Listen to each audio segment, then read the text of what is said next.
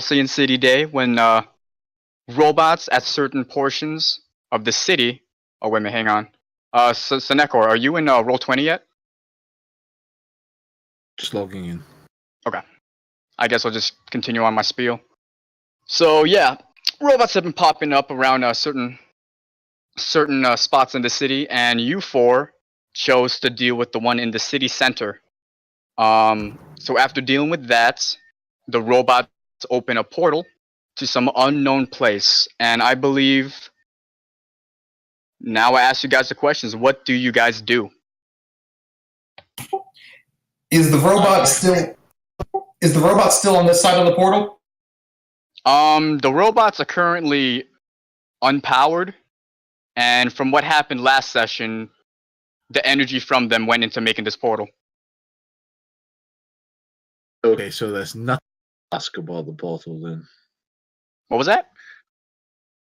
I was going to ask the portal. Oh, I'm sorry, you were cutting out a bit in the middle of your sentence. I said, trying to ask the robots about the portal, but guess not. Yeah, they're all depowered at the moment. Can I check it out? Cool. Like with my elemental awareness. Yeah, so I believe you get to ask me a question, yes? Let me go look at this real quick. You can ask the GM a question, and they will answer honestly. I'll just mark a condition. So, Oh, I think you had a burn already, didn't you? Yep. Oh, yeah, that you one. have to open a condition. Okay. All right, cool. What is your question, dude? What the heck's going on with this portal? Okay, so I'm assuming you're going to be looking at this in your atomic vision, right? Yep. Okay, so this thing is a circus, dude. You can see atoms come into existence, come out of existence. You see it change forms. You see it do all kinds of crazy stuff that shouldn't happen naturally. And you could sense an energy, periodically radiating from this portal. Is that adequate? Anything else you want to say? You want to ask? What kind of energy? What kind of energy? Dude, I don't know. Some kind of energy that I'm pretty sure your character wouldn't be familiar with. Fair enough. All right. I guess I'll share that with the group. It's like I have no idea what's going on with this. Yeah. But it's definitely something. Okay. Does anyone else want to put their 2 cents in? Want to try to do something? Is this portal big enough to bring Vespis Hive into? It's like a person-sized portal. Oh, okay. Yeah, so if you tried to shove a car in there, you're gonna have a bad time. Some of it's gonna go through, some of it's gonna stay. Have you guys ever seen Infinity War? It's gonna happen to like that big dude, where he got his arm through the portal. It's gonna do that to you. Well, as soon as I hear from Atomic Tempest what's going on with the portal, I don't know what else to make of it, but I'm making eye contact with everyone and kind of nodding towards the portal and egging them on. Just a little, I'll do it if you do it, come on. Nice. I just stand there like, what's happening? You're just like, oh, I'm not sure. Well, no, I can't see him at all. So it's just... Yeah, true. So I'm going to be I'm going to be egging on I'm going to be egging on Korangar and Vespis. I'm just sitting here like, what's going on, guys? So Koranger and Vespis, what would you guys like to do? I believe Vespis wanted to contact your brethren. Yeah, just tell them that I'm gonna go to another dimension. Don't worry about it. Okay, I will use my Doom sign, Dark Visions. Okay, let me see what that does real quick. Doom Visions. To ask you a question and you have to answer it. Okay, what is your question, sir?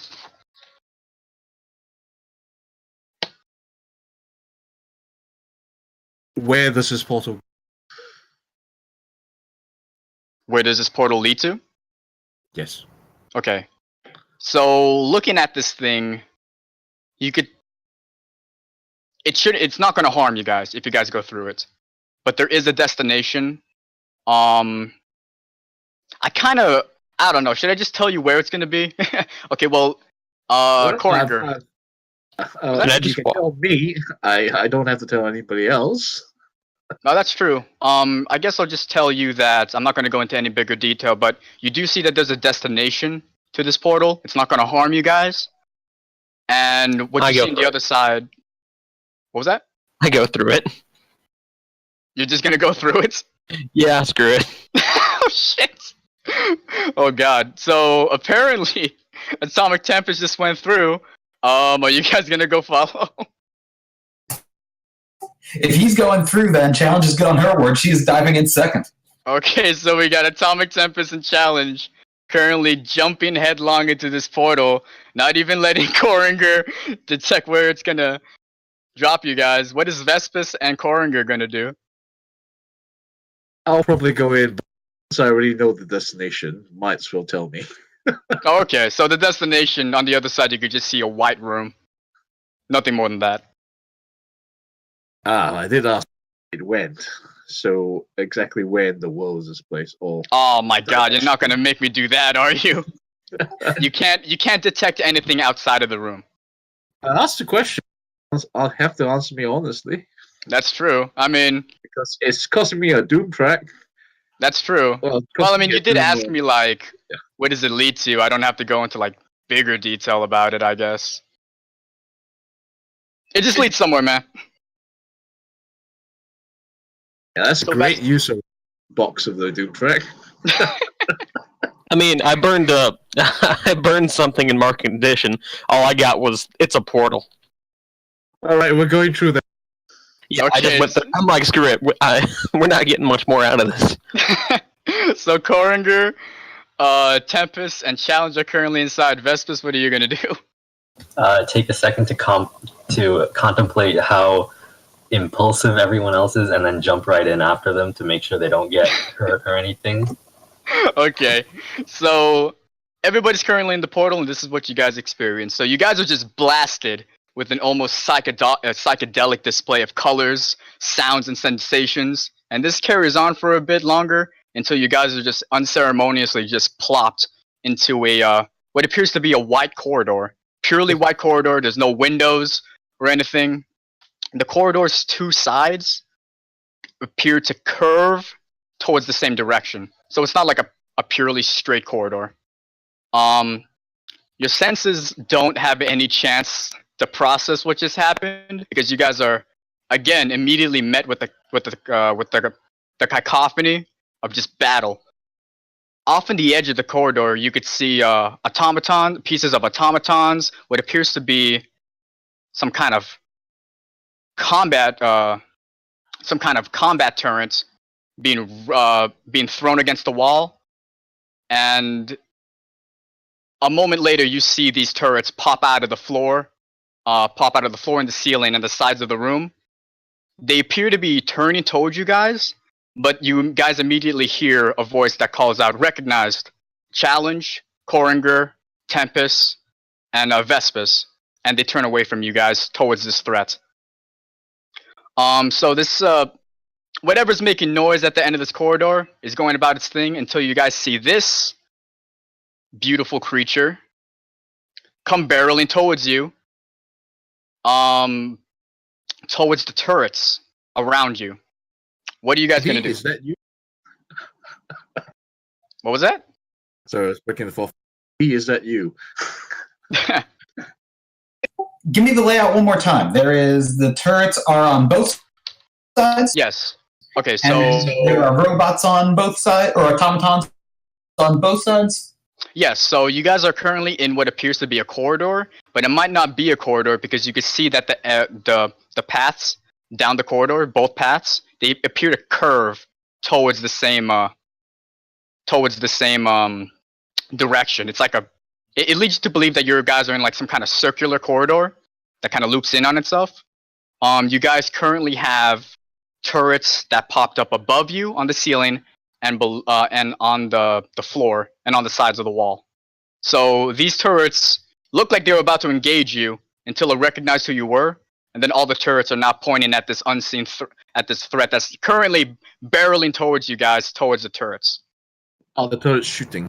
Does it have Yes, a they white are. spider on its chest? Yes, they are shooting him, and they're having like little to no effect. And does it have a white symbol on its chest? What was that? Does it have a spider symbol on its chest? I'm sorry, you cut out again. A what symbol? No, I was just joking. Does it have a white spider symbol on its chest? No. So Can I would assess the anyone? situation real quick? What was that?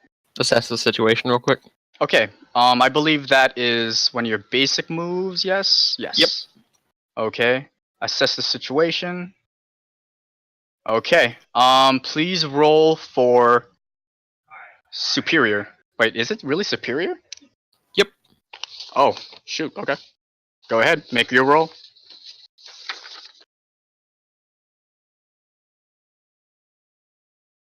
Oh, nice. Okay. Ask a question, sir.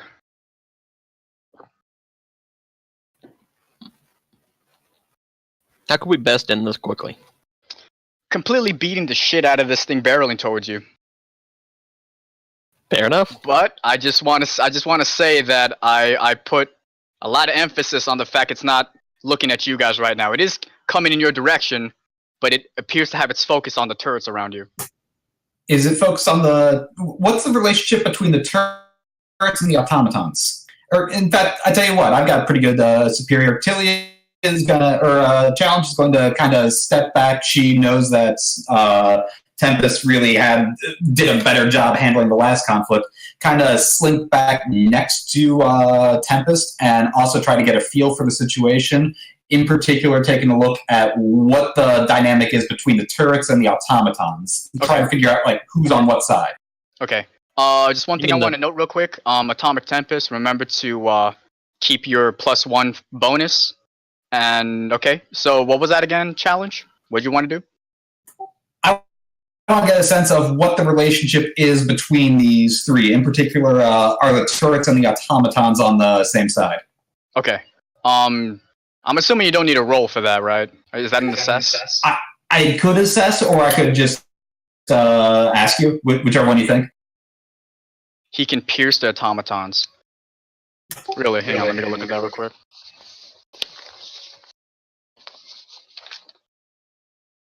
Oh, okay, yeah, we could do that. When you pierce someone's mask, see the person beneath. Yeah. Okay. Cool. So roll to pierce the mask of the automatons. Yes. I have it right here. Okay. Go ahead. Make your roll, sir. Damn, you guys are rolling really well today. Okay. Ask a question. I want to know what the automatons are planning. What the automatons are planning? They are trying to contain this threat that's currently barreling towards you guys. And, just to answer your other question, the turrets and the automatons seem to be working in tandem with each other.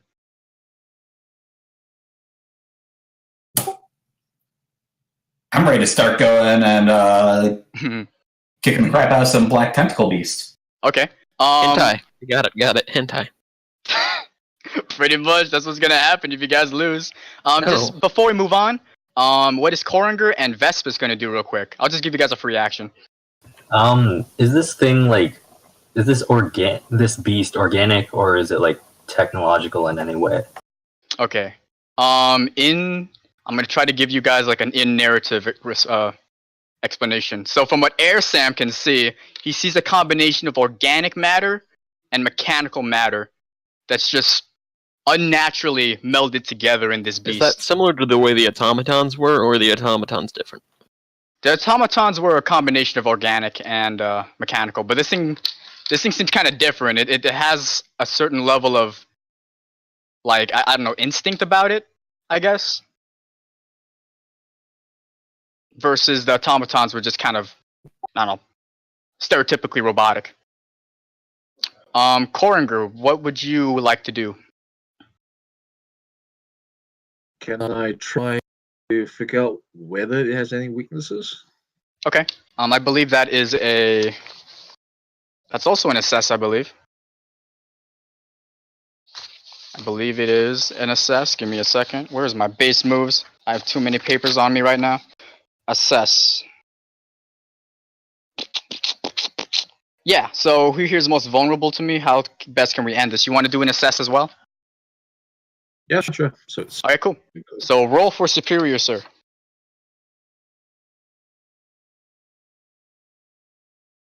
Oh my god, you guys have the luckiest rolls ever. So I'm assuming you want to know what here is the most vulnerable to me? yes. Okay.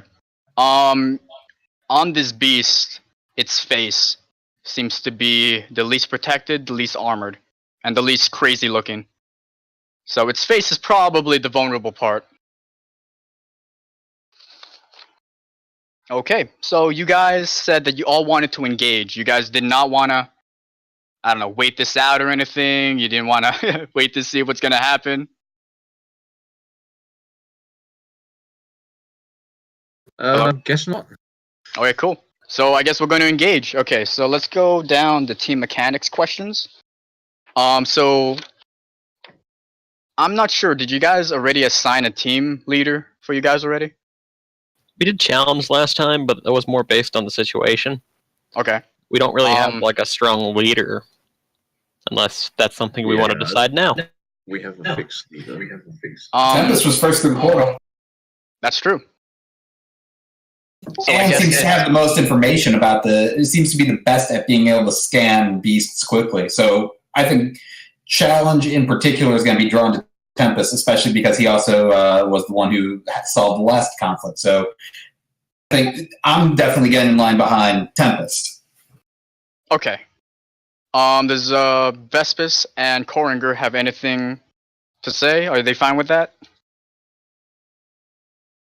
I have no problem with that. Okay. I That's don't what have I was input here. over everyone, so. Okay. So I gave you guys 1 point. Atomic Tempest, do you have influence over every team member? No. You do not. Okay. I believe I'm supposed to give you 2 also Yeah, for engaging with the We start with 1, we get 2, so that'll put us at 3 just base. Okay. Then you can earn 1 here. Everyone has the same purpose, I think, right? Surviving, yeah. Well, beating this thing, yeah, same difference. Okay, so that makes 4. Nobody mistrusts me or a leader. I mean, a team member. Do any of you guys distrust Atomic Tempest? Nope. Not yet. You don't. Not yet. Oh, okay. And is your team ill-prepared or off-balance? So, I mean, since you guys were kind of ready for a fight already, I'm willing to give you guys... I don't think I'm going to remove a team, because it's not like this thing ambushed you. You guys went on the other portal expecting trouble, right? Yeah. Okay, cool. So, just to paint the scene, this beast is currently barreling towards you guys. Its intent its intent is kind of known. It's beating the crap out of all of these automatons and turrets around you guys. But it currently doesn't have its attention towards you. So I'll give you guys the first action here. Okay. I'm gonna hit it with the whips. With the whips, okay. Atomic Tempest. I'm gonna tell everybody the face. What was that? He's gonna tell everybody I'm hit the just gonna face. shell it. Okay. Hang on, let me go write down your names real quick just so I can keep track of the Vespis. Okay, Koringer. Okay, so that is a directly engage. So please roll. Let me see here. Okay, you got it ready. Cool. I Danger. missed. So you missed. Shit. So tell us how you planned on engaging this guy. I was just gonna use the little whips I always kind of have on my like arms, but to just hit it, and that didn't really work out. Okay, so you bust out the electric whips and you made a move to strike him. That's a 6, though. Can one of us maybe help him out with some team? Oh, yeah, that's true. Okay. Well, would anyone else like to help Tempest with this? I'm thinking if Atomic Tempest is doing electric whips down the hallway, and a challenge was, I was already kind of huddling at his side, waiting to figure out the situation. I'm thinking as the whips come cracking out, I'm coming flipping and barreling down the hallway and maybe ricocheting, not really attacking the monster, but maybe nudging him in. So maybe the first whip misses, but the second whip grabs him. Okay. Okay. Hang on, let me see. So if you hit, you still it says trade blows, so Tempest is still gonna have to take a retaliatory hit. Unless I still get the benefits of a 7 to 9 if he uses the team. Yep. So So yes. Challenge comes. Oh, go ahead. I'll probably take resist or avoid their blows then. Okay, cool. So Tempest makes a move, tries to attack this beast with his electric whips. Like Challenge said, your first whip kind of misses the mark. The second one was nudged into place from Challenge, kind of tackling this beast into the path of your whip. And yes, it hits true. It's currently. Did you wanna? Were you aiming to just hit him or like grab hold of him? Just kind of hit him, like make it hurt. Okay, hit him. It rears back, and it screams. And it's like one of those really ear-piercing screams. You know what I mean? Like the aliens from Aliens. Yeah. Now I'm wondering, would it be all right for me to make you all take a blow? But I don't think I will. This isn't something that is an attack so much as a reaction. So yes. The beast is currently in pain and it's reeling. Who else would like to make a move? Well, if I'm right there, I'm gonna try to, and it's rearing back. I'm gonna try to give it a bit of an uppercut. Okay, that is a directly engage. Go ahead.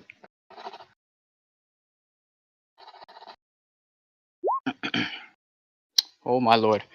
Let me see. What does that give you again? 7 and 9. Oh, so describe what you do and pick one from those options.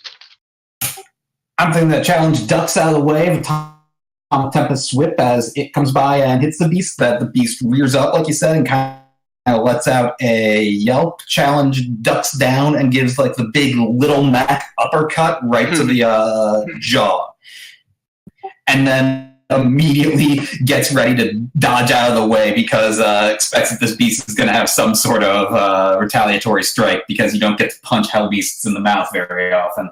Okay, so you wanted to resist, or this counts as a resist or avoid their blows. Is that what you're going to pick as your option? Yeah, I think I'm ready to kung fu flip out of there should this thing come crashing back to me. Okay, yeah, so you make your move, you do your kick-ass Little Mac uppercuts. It reels back from the force and tries to make a wild swing at you, but you successfully flip and move out of the way. Okay. So to recap, it's we had 2 successful hits on this beast. It's currently super confused. It doesn't know how to approach this situation, but it looks like it's about to make a move. Would anyone else like to do something? Yeah, sure. So Challenge flips away. I will use my gravity control to launch some broken robot parts at it. Okay, would this be... So you wanted to launch like pieces of this, of whatever room you're inside of, towards this beast? Well, Okay. The room. I mean, there's broken turrets and... oh yeah, that's true. Would this be... My question is this within your normal, like, skill range? Like, would you be struggling doing this? Because I'm trying to see if it's a directly engage or an unleash your powers. It's probably an unleash powers. Okay. Let me go delete this first. Yeah, okay, you guys have 3 team left. Unleash your powers, please roll for freak. Oh my god, you guys are really rolling really well.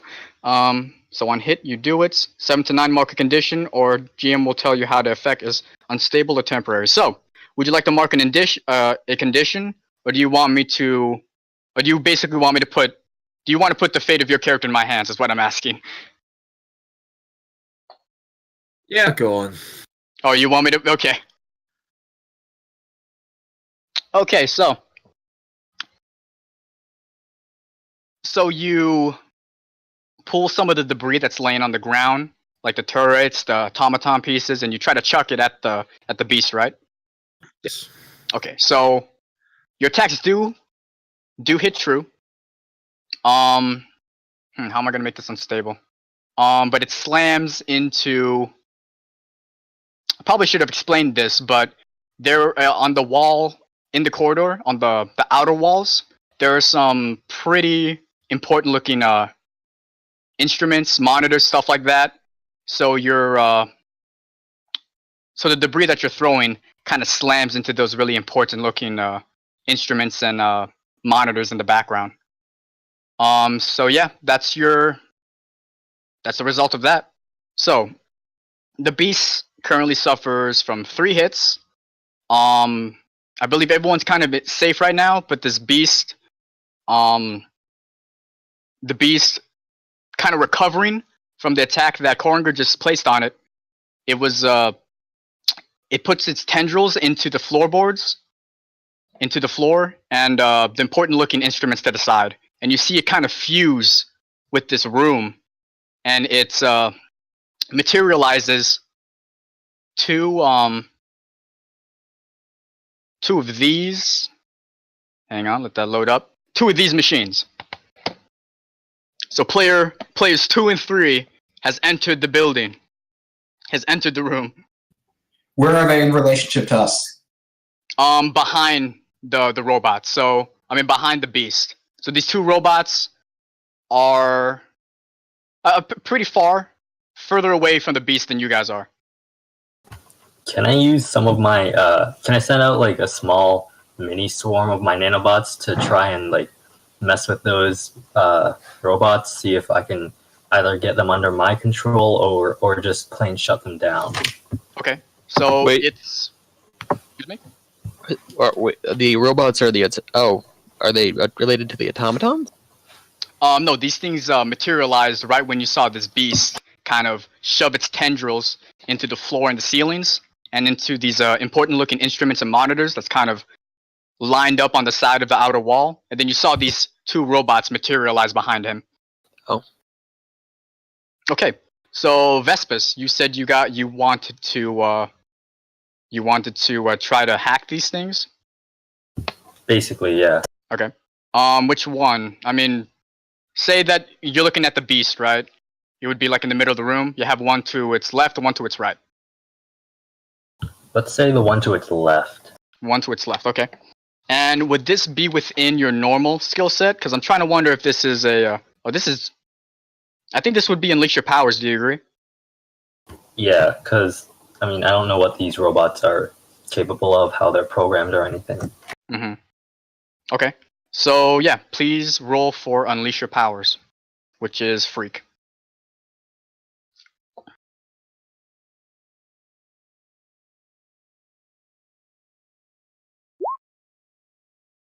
Good lord. So I don't know why you guys are so lucky right now. So I guess what did you want to do to them? Vespers? Wanted to try and get them under my control if possible. Damn, just going for the throat here. Okay, so I'm assuming your swarm is like these nanobot swarms, right? Yeah. Okay, so you see these nanobot swarms, do as their name suggests, and just completely swarm this robot. You see all the bots kind of crawl into all of the little creases and cracks and nooks and crannies into this robot, and you see its eyes turn from red to green. So Robot 1 is currently under Vespus's control. Okay. Robot number 2 is trying to shield the beast from you guys. So it's standing in between you guys and the beast. Okay. What would you guys like to do? Can I electrically charge the robot? Like Okay. basically fry it circuits. Fried circuits. Okay. I think would that be within your normal range of powers? I'm assuming this is an unleash, right? Yeah, I mean, It's kind of similar to the way my whips works. As long as there's metal in it, all I have to really do is kind of change the way that atoms and the positive and the negatives are lined up. Okay. So please unleash your powers. Okie dokie, I'll give it a shot. I mean, considering how lucky you guys been thus far, I wouldn't be surprised. Yeah, like I said. Shit. Okay, so describe what you're gonna do, man. I would think that you just see him kind of the whips start losing their glow because he's not really focusing on them in that second, and all of a sudden you just see the top of the robot's head just start to spark wildly, and then you just see it kind of pop in a little flower of sparks. Okay. So the robot doesn't completely collapse, but it did take damage from this. It's currently a headless robot, and it's not really backing down. I mean, it does obviously suffer from some damage right now, but it's still standing strong in between you guys and the beast. So the beast, since it was given kind of a momentary, a momentary moment, a moment to recover from this. It spawns a turret behind you guys. Hacker. So it might be. I mean, I'm not gonna tell you guys how to deal with this, but I think it's pretty obvious what's important here. Kill the boss before it spawns more minions. The beast let out a scream when we hit it. Do we think that the beast is capable of verbal communication? Oh, you want to try to cease this assault and try to make contact with it? Well, I want to know do I think that that's even an option? I mean, you could try. I mean, you guys kind of did a number on it, so I might not even accept, any sort of parlay with you guys at the moment, but you could try if you'd like. Rolling a 13 would change that. That's true. Okay. So, just recap, paint the scene. Go ahead. I was just gonna try to paint the scene, so you go ahead. Okay. So you guys are in the middle of this circular corridor. There's when you guys face the side with the beast on it, there's a robot trying to protect its master. There's currently another robot that's near them that's under Vespas's control, and you have a turret currently behind you guys. So you guys are kind of surrounded at the moment.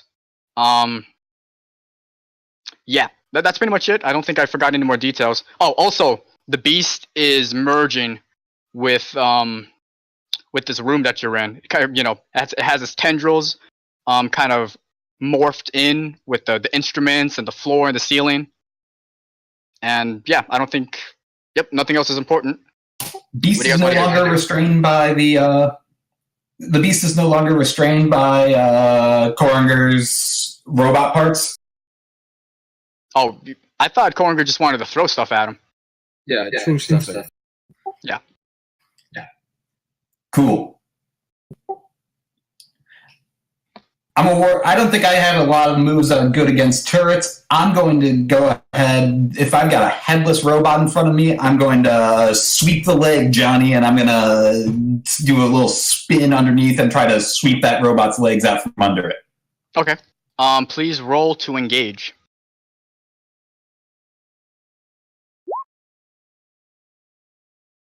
Okay. Okay.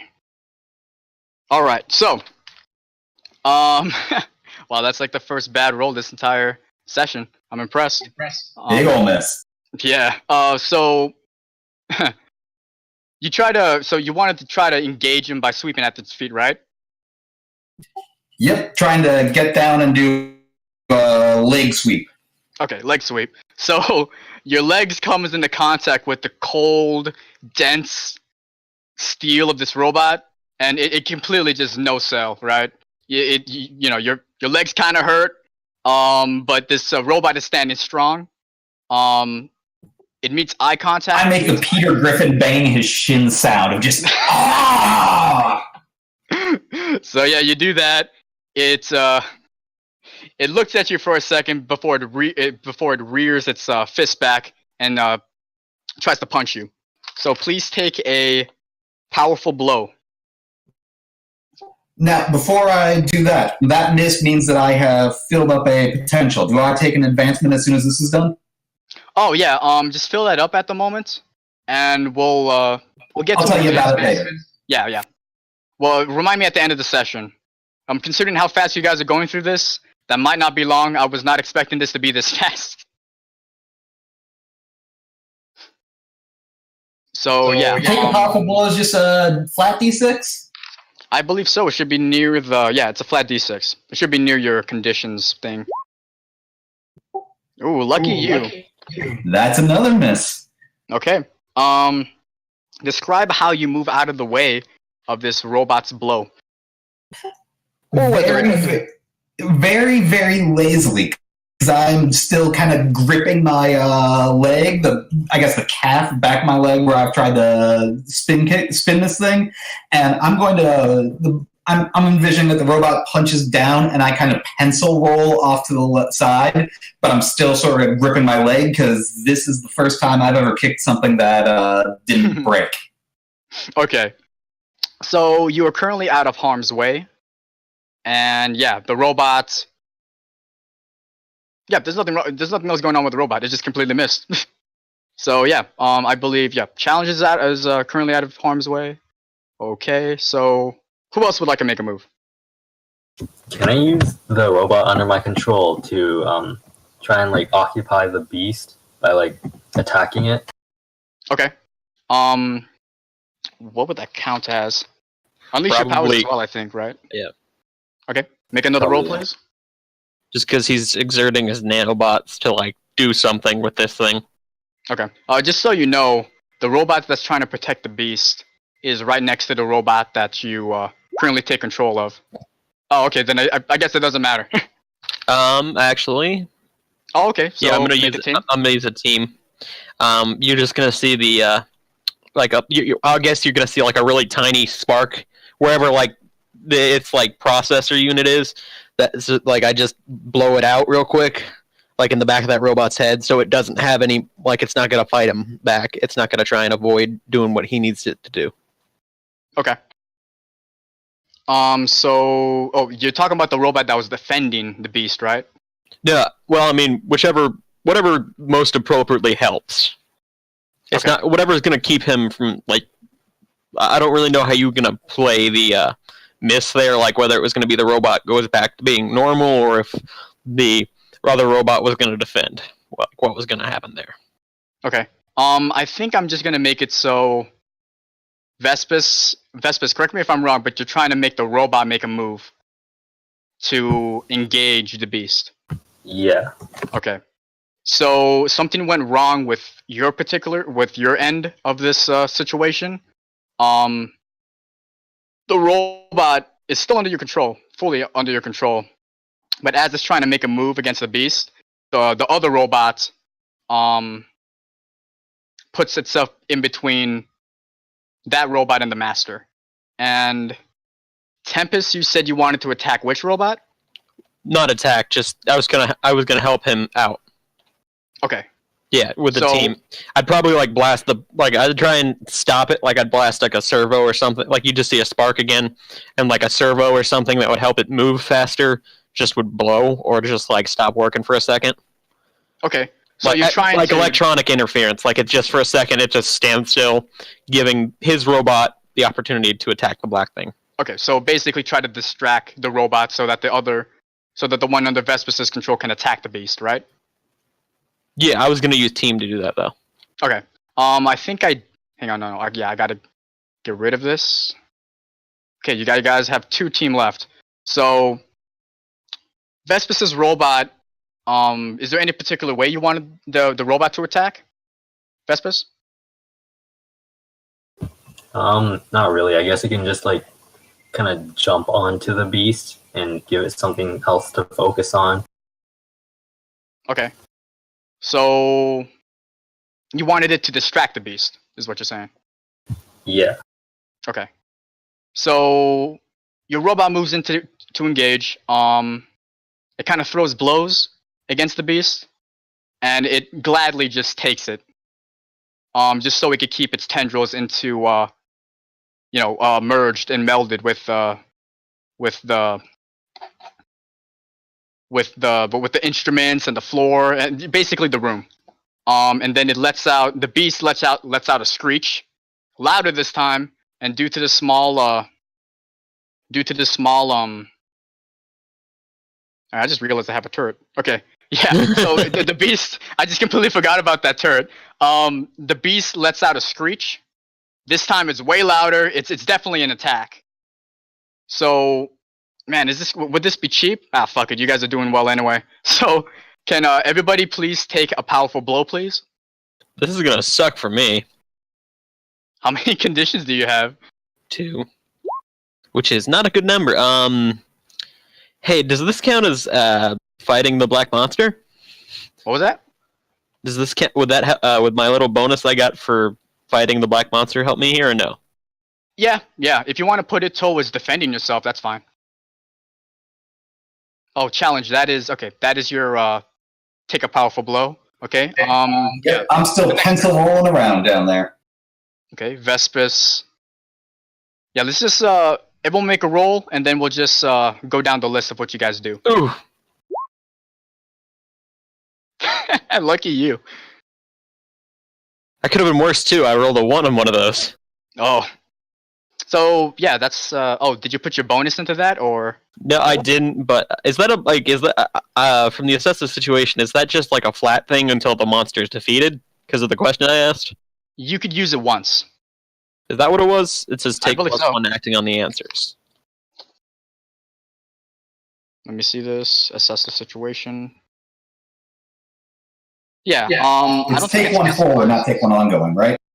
Yeah, take +1. I think ongoing means that you just have it until the end of this fight. I think just take +1 means like you could use it once. It's a one-time bonus. All right. Well, then I already used it. So 7. Okay. I used it, I think, when I first did that thing that I missed. Apparently, it's not helpful. Okay. No, I bailed you out with a team when you missed. No, I know, but I also had. No, I also had the. I did that like preemptively. I put it in the situational. Gotcha.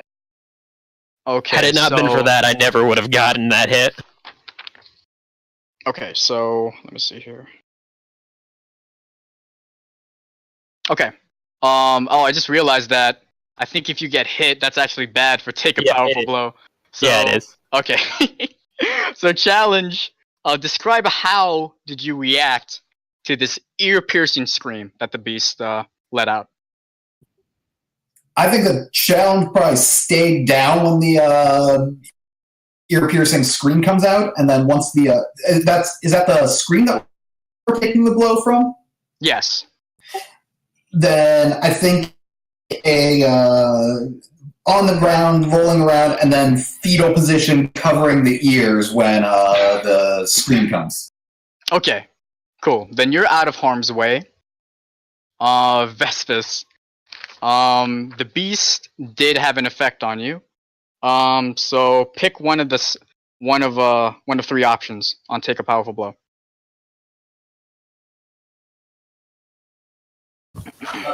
I think I'm gonna struggle past the pain. Take. Do I choose the conditions or do you? I think you could choose them. I mean, just You choose, yeah. I'll let you choose them. I'll let you choose them, but just play up to the narrative. All right. So, Would you like to describe how? Hello. Sorry, you. What were you saying? Oh, describe how Vespis takes this strike. This screech. All right. So, this screech is kind of Vespis species, the Terrans. They're a little more sensitive to sound, and so this screech like hurts a lot more than it would a human. Mm-hmm.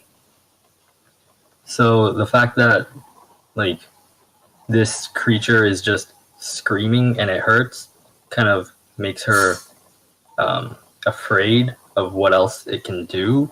Mm-hmm. And also kind of hopeless because like challenge is there and she's just doing fine, and then whereas she's actually getting hurt. Wouldn't that be more like insecure? Whatever. I mean, just do whatever you want. I'm just thinking out loud. Whatever. Okay. Yeah. It's whichever. Yeah. It doesn't really matter. Okay. So Vestus is Myself. currently. What was that? So me next. I believe who's talking right now? Oh, The guy who Atomic names, Tempest. Yeah. yeah. Let's go with. I'm just going down the order that you guys rolled in. So we'll do Koringer first, and then we'll go you. Is that fine? Sure. Okay, cool. Koringer. The beast did not have an effect on you. Describe what Koringer did. Can I put this together with my attack, because I haven't actually attacked this? What was that? Can I put this together with my attack on it? Let's go deal with how you get out of the way first, and then we'll go to your move. Cause I believe you didn't take a move yet for this round. Yeah, I haven't taken a move. Okay. Yeah. So just describe how your character avoided the damage here. All right. It screams, but then nothing really happens to Koringer because he's turned himself into basically diamond. He's turned himself and his arms into diamond blades because he's going Ooh. after the tendrils. So I'm guessing you made your eardrums diamond as well, huh? I've done completely diamond. Completely all diamond. Nice. Okay. Yes. Yeah. With, So with diamond blades for arms. diamond blades for arms. I gotcha. So yeah, just okay. So yeah, so Koringer is out of harm's way at the moment. Yeah, remind me after I'm done with Atomic Tempest that you need to make your move still. So okay, Atomic Tempest, the beast did have an effect on you. Describe what it did, and choose one of those three options. All right. I guess what is going to happen is the scream's going to just make him cover his ears because he's got he doesn't have as nearly as powerful, like his eyesight doesn't really work and nothing else works, and he's always got his eyes covered. Mm-hmm. So he's got the hearing kind of makes up for it naturally. Like he's got better hearing than most people. Mm-hmm. And Like Daredevil, huh? yeah, well, not just like that, but like blind people hear better just because they don't have their sight. Like your sights try to compensate for you. Yeah. And then that would just fuck him up, and he'd just lash out. What was that noise? What was that? Somebody left. QWERTY. Oh. Okay, he's back. Okay. No, I would probably. Ow. I would probably just lash out at. I guess challenge. Just be like, shut that thing up. Ooh. And I would provoke them. Okay, so. Okay, so you want to do that one? Lash out, provoke a teammate into foolhardy action, or take advantage of your influence to inflict a condition. So do I roll that, or just does it happen? Choose which one you wanted to do. So you're trying to provoke challenge into doing something foolhardy. So provoke a thing. Yes, I think we just do it. Yeah. So what did you want challenge to do? Shut that thing up.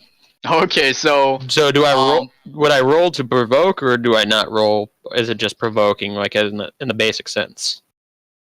That's a good question. I think it would make sense if you'd have to roll for it, because it would be kind of weird if you just kind of willed her to do something. Yeah. Although if I'm a friendly target, does that change things? Yeah. The results are different. There's different things for PCs. Okay. Wow. So I guess challenge is just like, what? I didn't hear anything. Doesn't care. Yeah, doesn't care. Yeah, your words just completely flow through one ear, out the other. Oh, I didn't even roll Snake Eyes. I have a negative. Wait, what did I roll? You rolled a 2 and a 1. Oh, I rolled because I have guilty. Oh. I see. So yeah, challenge tell us how you just reacted to being spurred on by Tempest, and it completely failing. Side note, I just filled my potential. Oh, you did? Okay. Yep. After the session. Yeah, so I'm told to go ahead and shut this thing up. I get up and in a very teenage girl way, I go, "Jeez, inside voices!" And I take a big old. My kicks have just been what have been getting me in trouble so far. So I'm saying like a big old karate chop like swipe at wherever it's closest to the head on the wall where it's merging into it. Oh wait a minute! You wanted to do it in action as well? Well, I'm thinking that's probably what I'm provoked into doing. I was supposed to go shut it up, right? Yeah, but he was unsuccessful in doing it. So you I don't know. I guess. Sorry, I'm reading the wrong options here. Never mind. I was reading the on the 7 through 9 where they stumble, they err, or they overreact. No, in that case, then if I'm just ignoring him, I'm just going to. I almost didn't hear him because I'm down on the ground, just kind of la la la la. Ears and fingers can't hear you screaming. Help. Yeah. So Tempest, I hope you don't hate me for this, but I think it would make sense for the narrative if I inflict a condition here. Do you? Hang on, let me go take a look at your conditions.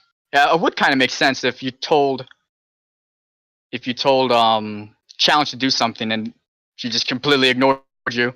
Mark a condition? You? Yeah. Oh, thank you. I love you. It's fine. I'll roll for burn after this. You just get completely murked. Oh god, that would suck. Well, I get a +3 if I mark another condition, so that's good news. I think I'm gonna make it so you're insecure because you're like, huh? Yeah, Didn't listen. Fine. Yep, you didn't listen. Words went through one ear, went out the other. Okay. Okay. I think we're done with all the take a powerful blow options here. So, Koringer, you have the round. What would you like to do? Yes. Well, launch myself right at the tendrils with my blades out, and using the gravity control to propel myself straight through the tendrils. Okay, so you want to launch yourself towards the beast. Yeah, towards the tendrils, trying to cut the tendrils with the blades. Okay. Just so you're aware, robot number 2, not the robot that Vespus is currently in control of, is still in play. Would you still like to go about this? What I'm saying is that if you try to attack the beast, the robot's going to throw itself in front of you. I'm aiming for the tendrils, not the beast. What was that? I'm aiming for the tendrils, not the beast. The robot is in between the beast and you guys. So it's still within range to react to any move you make towards the beast. Yeah, sure. Let's do it. Okay. Please roll for. I'm pretty sure this is directly engage. Go ahead.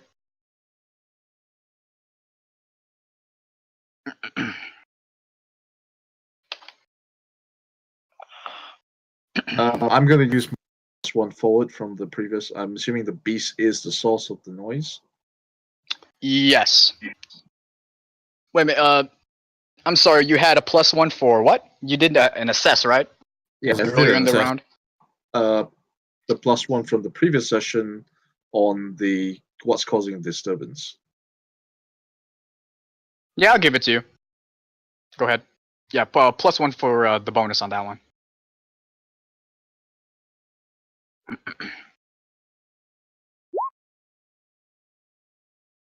Ooh, nicely done. So you describe. Oh, yes, you already described. You're launching yourself at the beast. Yeah, with the blades.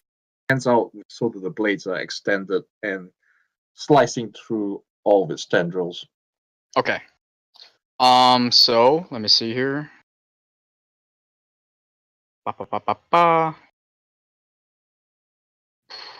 So, from those 4 options, what did you want to pick? I'm guessing I won't keep. What was that? I'll keep myself safe. Okay, resist their blows. Okay. Yes. Okay. So you slice at the tendrils.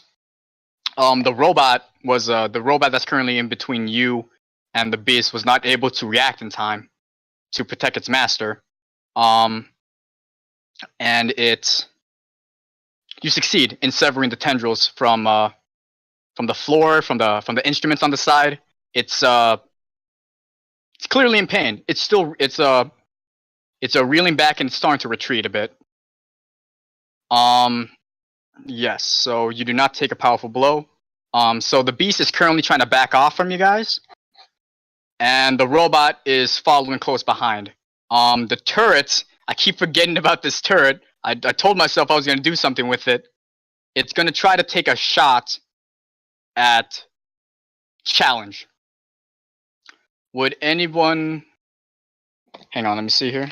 Would anyone like to use their turn for this new round to defend challenge, or is she going to have to do it herself? Sure, I'll defend. And this is Vespus? Yeah. Okay. When you defend someone or something from an immediate threat, roll Savior. Okay. Yeah.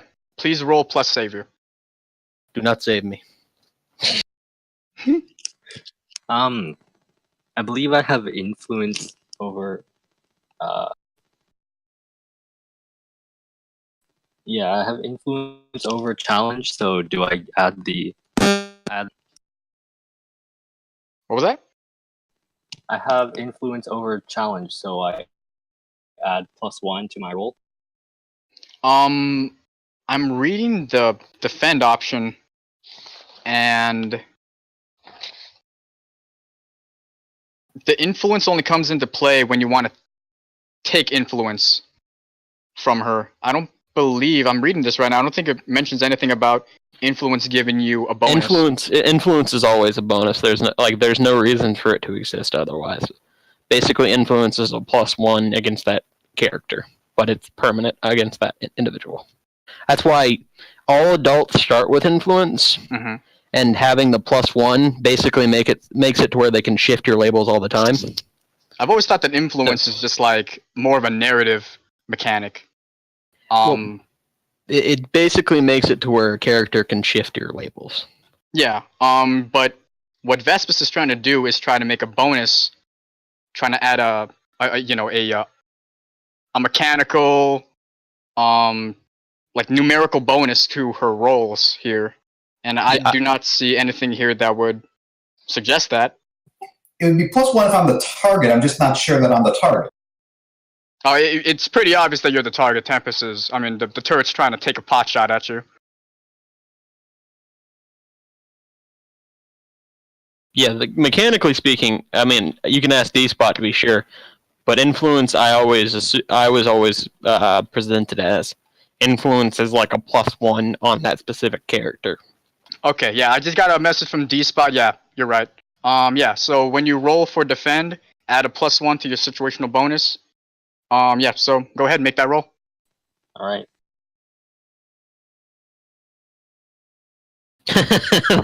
He needed that.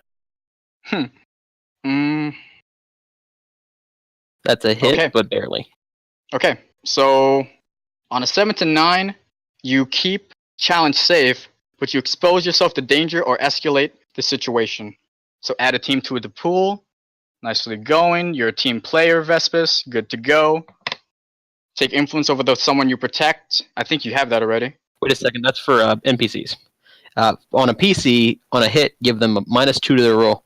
Oh wait, that's for PC threats. Yes. Okay, yes. So, that's player so the player turret is the one threatening challenge. So that's why I'm picking from the 3. I'm looking at the 3 right now. That's a little weird. I didn't even know you could do PC stuff. One. Really, D-Spot? He chooses one? Okay. Well, I mean.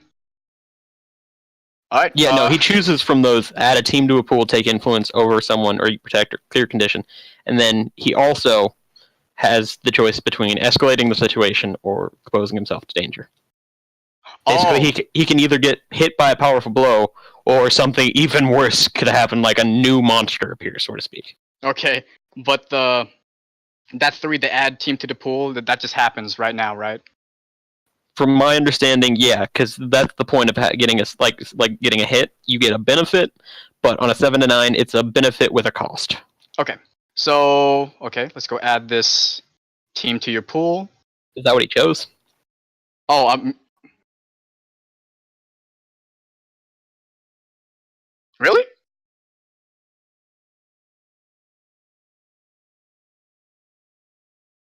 Oh, okay. All right, Vespus, make your move. What do you want to pick? Mm-hmm.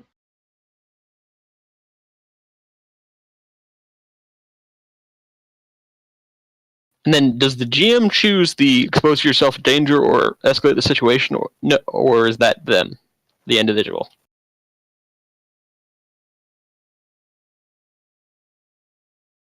Got it. Okay. But my question is, is that the bullet points add the team to the pool, take influence, clear a condition. They have to choose from that as well.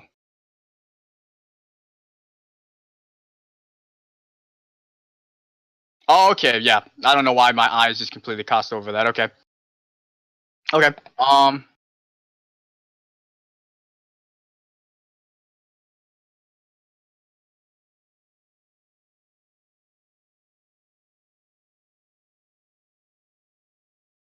Okay. Okay. Alright, Vespus, what would you like to choose? I'm gonna add a team to the pool, so I expose myself to danger. You cutting out, but I Okay. I think he said. Was he cutting out for anybody else? Yes. Oh, for D-Spot? No, for Vespus. Oh, am I Yeah. cutting out? You're robot-y and cutting out. Oh, okay, hang on. I'm gonna try connecting with my computer. Alright. It's a good excuse to go grab a cup of water.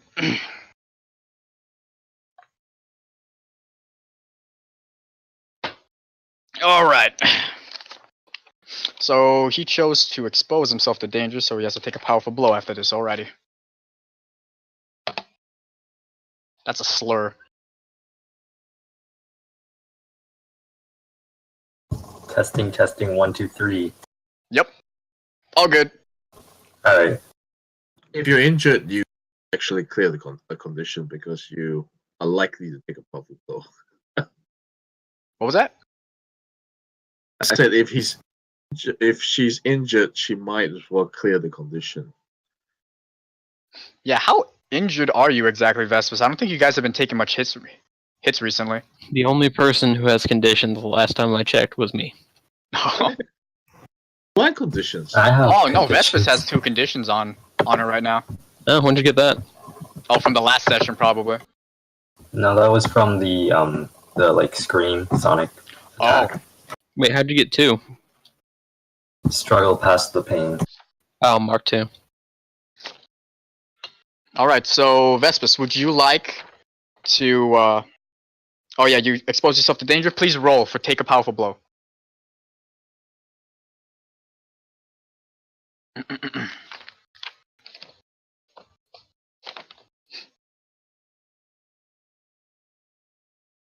Oh, plus conditions as well. God damn. That's a full hit. Well, God damn. That's not good. Uh-oh. Damn, this fight went south really fast. That's just the way of things. Yep. Okay, so you gotta pick one of those, bro. I would hate to be in your position. I will recommend not you losing control of your powers. That generally goes terribly. Yeah, that would add another combatant to your guys's. Well, no, that's not how that works. It's just basically he does something that, well, it can work like that, but it's Yeah. not like a permanent he's against us thing, or like he's against us for a little while. It's more like he's a thing, I guess is the way to, like he does something really bad, really Yeah, big. don't pick that because I have an idea what that robot's gonna do when he's right out of your. Okay, that's what it meant. That's what it means. Okay, Vespis, what are you gonna pick? Basically, the nanobots would fuck us. Fuck them good. Alright, well, I guess I'll remove myself from the situation then. Don't forget about Take 2 the options hit. from the 7-9 list. Yeah, you could always do that too.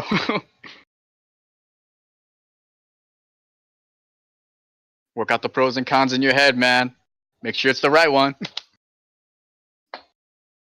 So here's a little thing I learned, by the way, this weekend. If you mark 5 conditions, you're not instantly screwed. It's when you try to mark a 6th condition and can't is when you're screwed. Yep.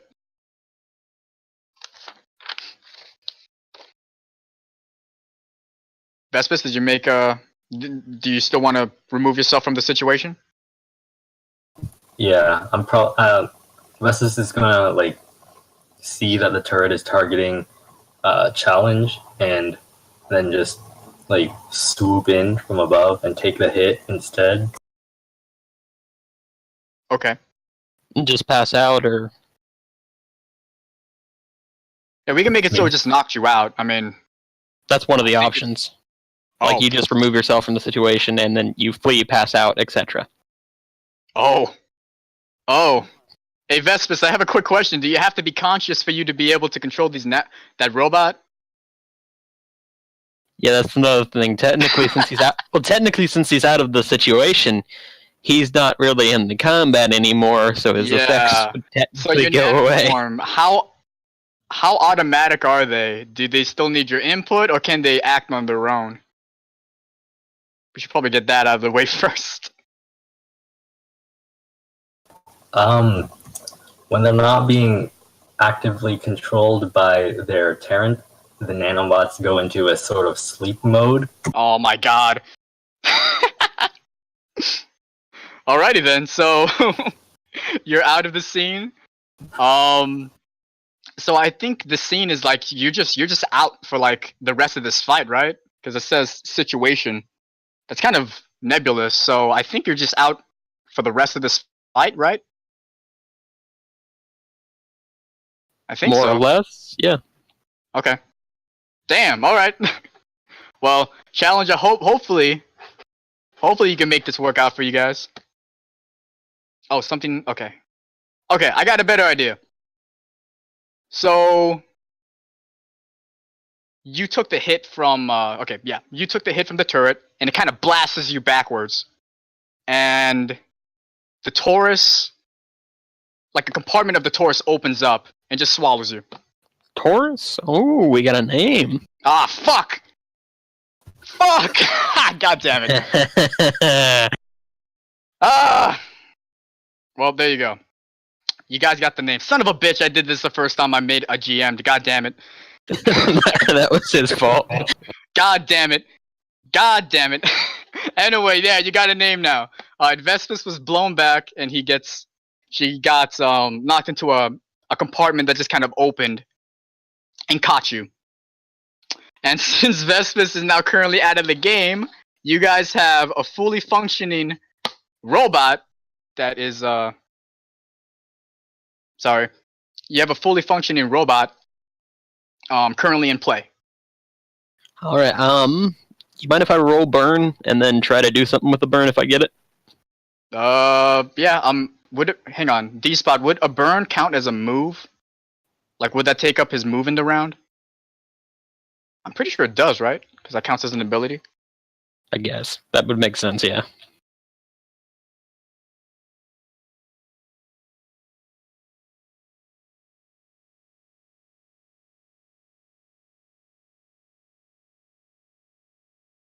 Oh.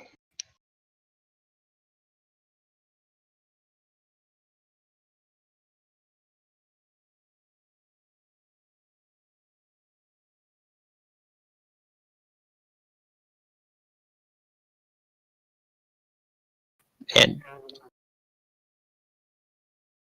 Okay, how about this? If you want to charge your burn, the turret's going to try to take a pot shot at you.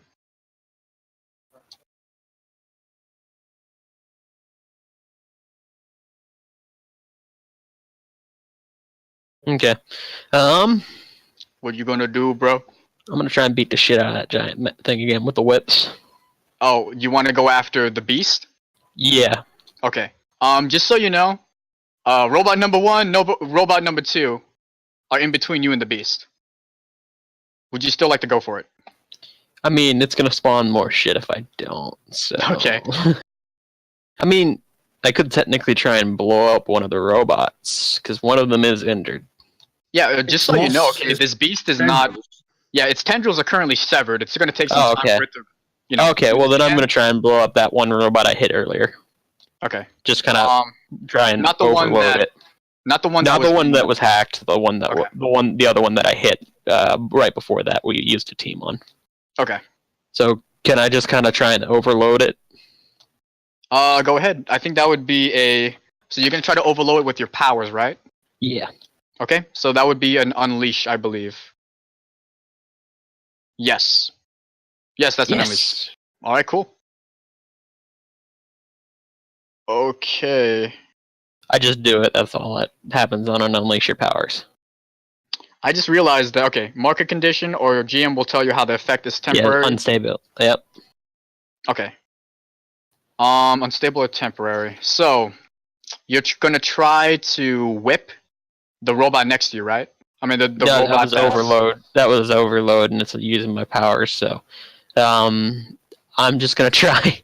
And so I'm trying to like overload it, like put a bunch of electricity into it, essentially. Okay. So, I guess I'll just take. I'm tempted to take a condition. Because I already have an idea what I'm gonna do to make this unstable. So. Yeah, I'll take a condition. I just saw a friend get eaten, so I'm hopeless. Okay. Okay, so you channel. So I'm assuming you channel your electricity powers inside the whip, and you struck him. You struck this robot.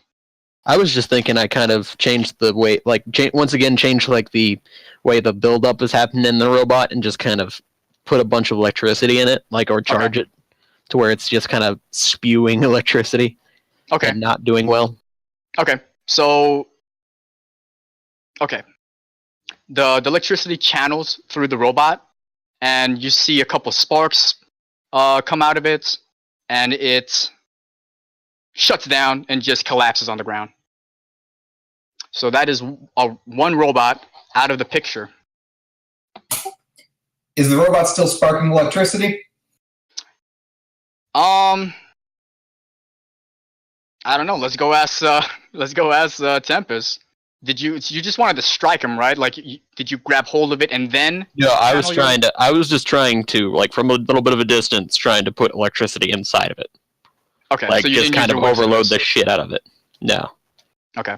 Yeah. This the robot's completely dormant now. It's not going to hurt you guys. Before we move on, Vespis. So I just want to describe something real quick to Vespis.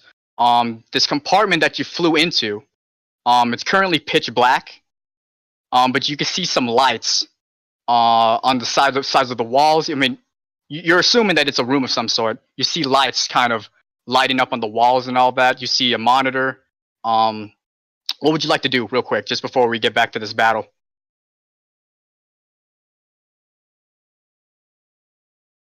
Hello, Vespis?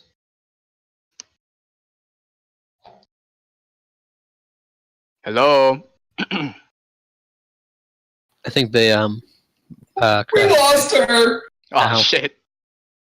We'll get to that later, I guess. Oh, are you back? Yeah, sorry, I'm having like connection issues, but Okay. Do you need me to repeat my spiel? yeah, just the last yeah. Okay. So you're currently in a pitch black room, but you can see lights, kind of lighting up on the walls and all that. You can see a monitor.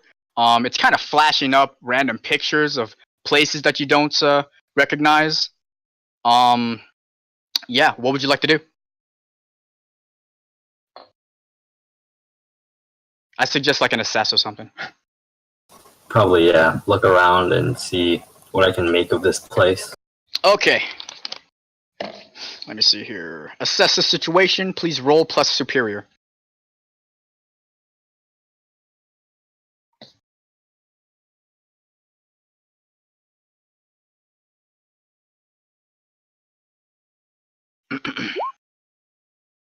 Oh, good for you.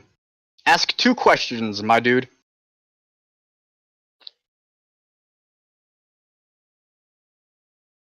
Hello, Vespers?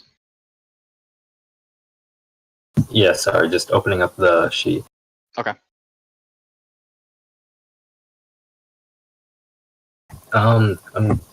What here can I use to get back to the rest of my team? And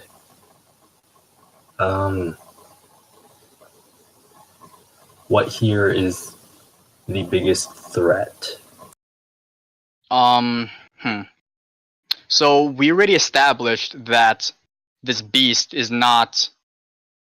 It's not in any way connected to well, since I said it already, to the Torus.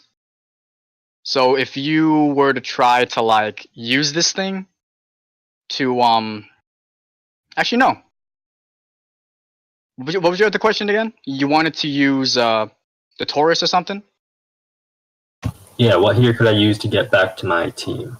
Oh, to get back to it. Okay, well,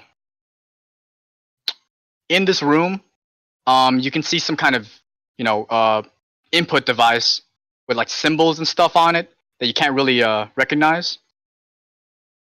Boy, am I happy this isn't me. I wouldn't see anything. You're just gonna see a bunch of atoms just kind of floating about. Yeah, so you see some kind of input device with symbols and stuff on it that you don't recognize. Messing around with that would probably be your best bet for getting back to your team.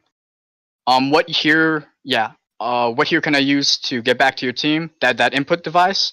And what was the other one? Is the biggest threat? The biggest threat is that beast. Like I said, the Torus is not connected to this beast. So if you're gonna try to like shut it down or something through the Torus, it's probably not gonna work out for you. But yeah, it's still that beast. Is definitely the biggest threat. Remember to take a +1 onto that, and a +1 to the question. +1 to if you want to try to hack this monitor or something. So just one more. I'll give you one more action, and then we're gonna go back to the fight scene. All right, I'm gonna try I'm gonna try hacking the monitor, like you said, and see what I can learn about like this whole place. Oh, that's what you want to do? You don't want to put it into getting back to the fight? Well, I want to make sure I don't accidentally activate any sort of like security systems or send out even more enemies to have to fight through. Okay. So if you want to try to hack this thing, I believe that is unleash your powers. All right. So that's roll plus freak. And do I add the +1 from the assess? Yes.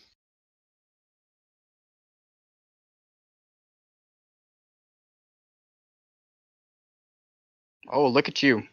So, mark a condition, or I will tell you how it was unstable or temporary. Let's get us some instability up in here. Okay, so okay. Describe how you're planning on hacking this thing, just so I know how I could play with that. Any like places where components meet and there are small, tiny little gaps. I'm gonna send in some nanobots and have them like connect to whatever like motherboard or whatever other system this thing uses and try to glean any information I can. Ooh, thank you. You just made like you just made a future plot point for me easier. So, okay, the way that this is unstable. All right, first of all, your nanobots seep into all the little nooks and crannies of this monitor and input device, and you're just blasted with, maybe not literally blasted, but you're just struck with like a huge amount of information at one time, and it's gonna take some time for you to process all this information. Hint, hint, nudge, nudge. You might. I'll tell you what you learn after the fight. Okay, so Vespus has gathered some information from this machine, from this craft that you guys are in, and we're gonna go shift the scene to the fight outside. I believe Tempest already took his move, and Challenge and Koringer are up. And I've established that the robot is not currently the downed robot is not currently electrocuted. Yes, it's not gonna hurt you. Also, I'm sorry to do this, guys, but I've been trying to. I need to go to the bathroom real quick. It'll be like 5 minutes. Give me a second. You're good. All right, cool. Okay. I'll be looking at advancements. Also, Vespus, do you happen to have alien tech? Yeah, that's one of my powers. Yeah, back when you were talking about doing something with your nanobots, you can roll plus freak on that, I think. Yeah, you could have used your alien tech move as opposed to just rolling plus freak. On a hit, you can create a device which can do something impossible once. So you could have done something like really stupid with a robot. I mean, I think that move just applies to human technology, and this doesn't exactly scream human to me. It's my understanding this is going to be the majority of the campaign. Like, that's just my thought process. So I'd try and use it wherever you can, just because I don't know if you're going to come into contact with much like normal everyday stuff. I guess so, yeah. Like, this is human-esque. It's just like, there's a term for it. It's a certain term of punk. Like, it would work with the computer you were interacting with a few seconds ago. Oh, we might go back to Halcyon soon, D-Spot says. Okay. So. Well, at the same time, I also wasn't exactly, like, altering it to do something, like, in particular. I just wanted to take over it. That's fair.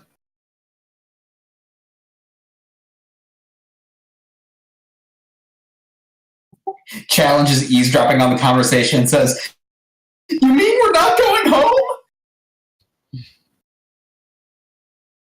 Now, D-Spot says we'll go back here soon. Or at least that's his thinking. My first thought process is going through a portal typically is a thing.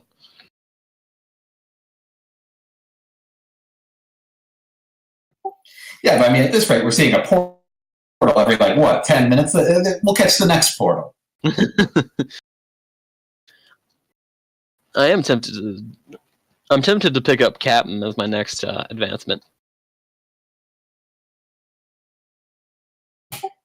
Okay, I am back. Thank All you, right. God. Okay, so we were with Challenge. What were you saying, bro?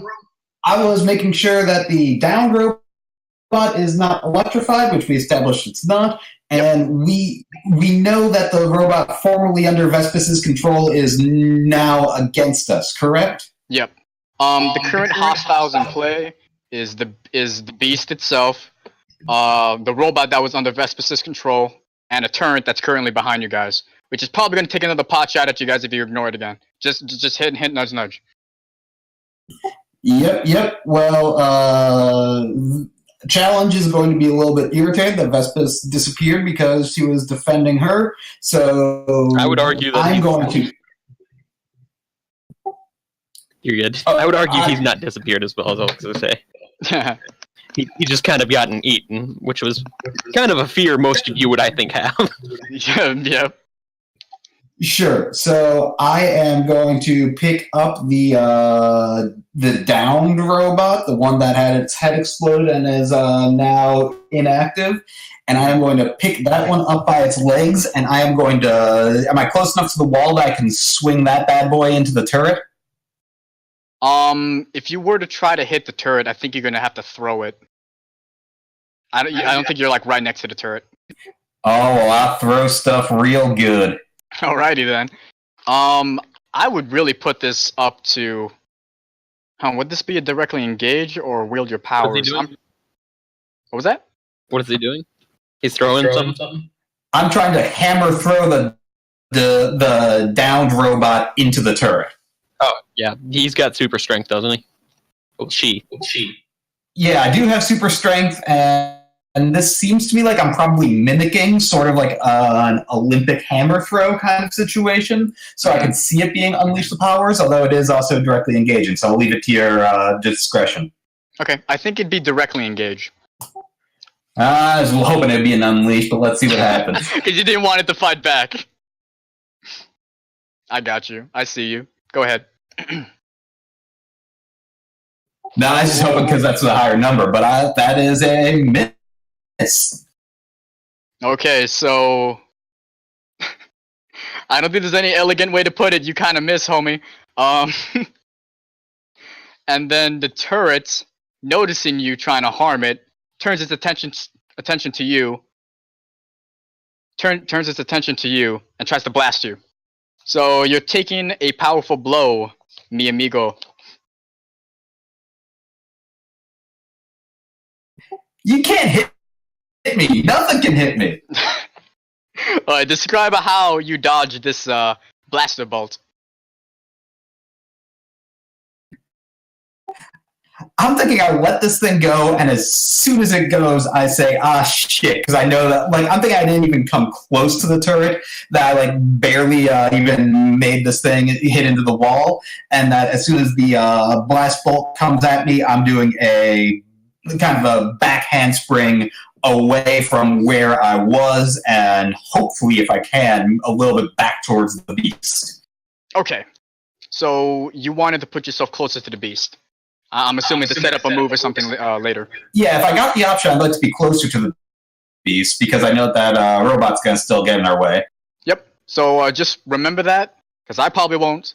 So yeah. So the blaster bolt just completely also, go on. I'm also trying to be as annoying and as big of a target as possible, because I'm thinking I'm in the best shape of anybody. Okay, yeah. You are correct. I'm assuming, yeah. I'm assuming if, yeah. Okay. Yes. Okay. Thank you for telling me that, because now I have an idea for the next move. So yeah, challenge is currently out of harm's way, closer to the beast than that robot. Turret is still in play. Koringer, what are you gonna do? Okay. Well, I suppose I'll go after. Just so you know, the beast looks like it's not doing so well. Exactly what after the beast. What was that? Exactly going after the beast. Okay then. Directly engage, sir.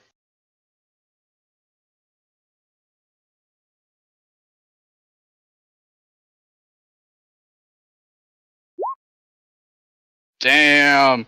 Lady Luck isn't smiling anymore, man. No shit. So, describe what you were gonna do. I was just gonna cleave it in the face with my hand. Okay. So I'm assuming you're like charging it again. I'm next. I've cut You were next to it. Okay. Yeah, I just wanted to put my fist into its face. Okay. My arm blade fist into its face. Okay. Yeah, I do believe you were next to it. Okay, so you try to make your move, but how would this work? You do make contact, but it was able to morph its tendrils in a way that it absorbs you. Yeah, that it absorbs the strike. Okay. You can't get your arm out of the tendrils. It looks at you and it's you see an electric current just flow through the beast, and you have to take a hit now.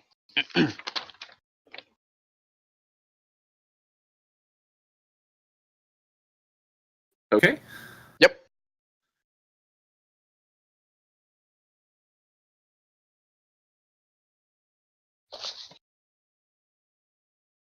Oh, lucky you. So describe how you were able to weather the storm, Koranger. Well, the beast is smart. I'm not made of metal. I'm actually currently made of diamond. I completely forgot about that. All right, so it wouldn't have worked either way. Luckily, this happened in such a way that I don't look like a complete idiot. Okay. New round. Okay, so the turret is going to try to take a pot shot at Atomic Tempest. Fuck you. Would anybody like to take the bullet for him? I would love to, but I'm currently playing the beasts. Yep. So it's up to you, challenge. You gotta save the day. What are my range of options here? Is it just defend? Can I try to provoke the turret to attack me instead, or is it just defend at this point? Oh yeah, you could try to provoke it. I think that's provoke someone. But this is not someone, but I guess that would apply here. You're trying to make yourself look like a threat. Well, actually, it does say someone susceptible to your words. I don't think a turn is susceptible to words unless it's got some sort of AI learning. It's gonna attack anything that, is the biggest threat in the room. So cool. I guess in a way, as long as it has like something that can make a decision. It could be something as simple as a processor which targets something moving a certain degree of fast or whatever. Yeah, that's what I was thinking. So yeah, you could try to provoke it. Absolutely. I don't just do one handspring. I am now doing a couple of flips and actively taunting. Like I assume it's just a motion sensor camera, like the ones that you play with when you're a little kid. And I'm gonna be taunting it, doing flips in between. Okay. Please roll plus superior.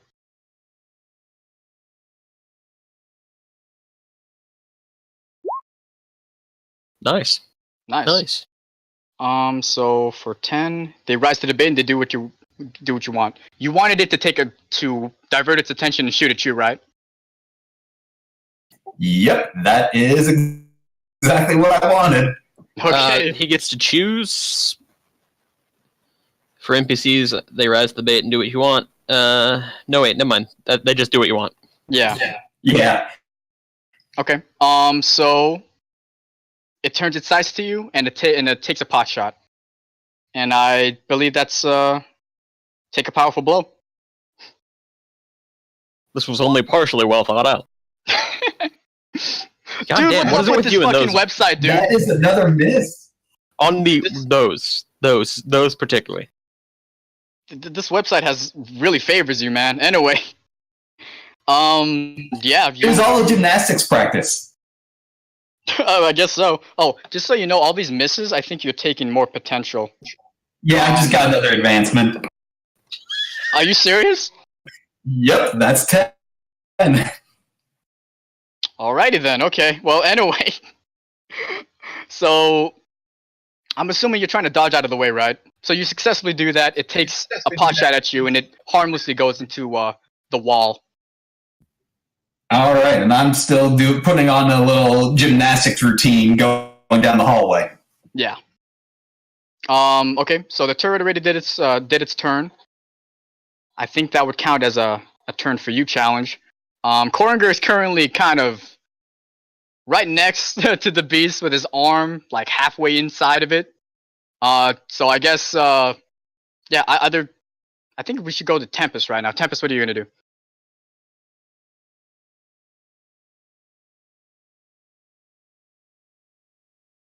Hello?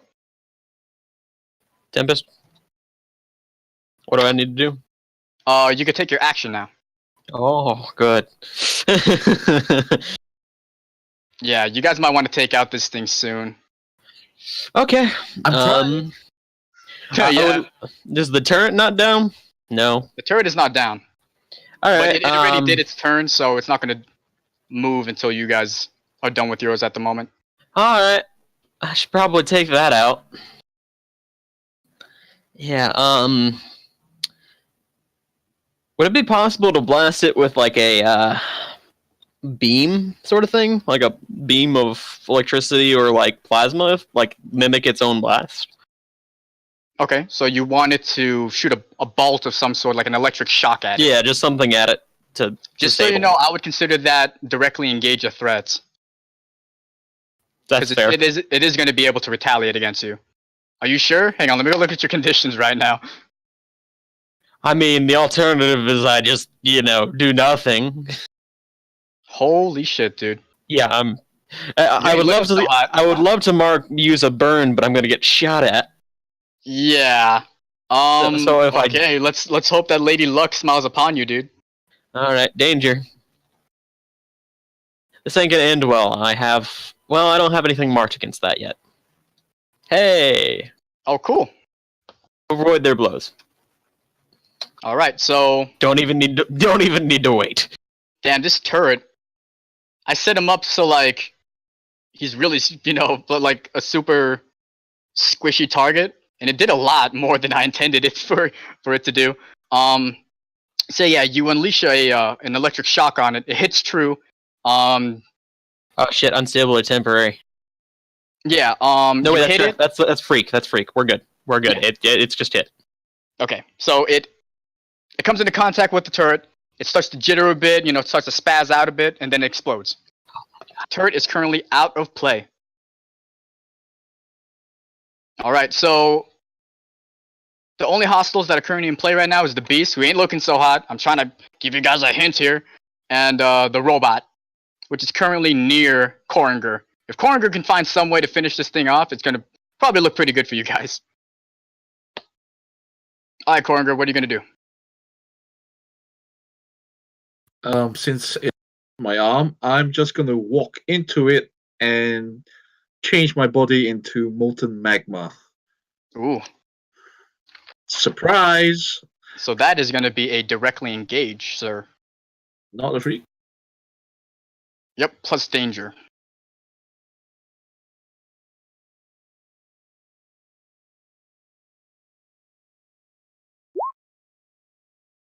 Ooh.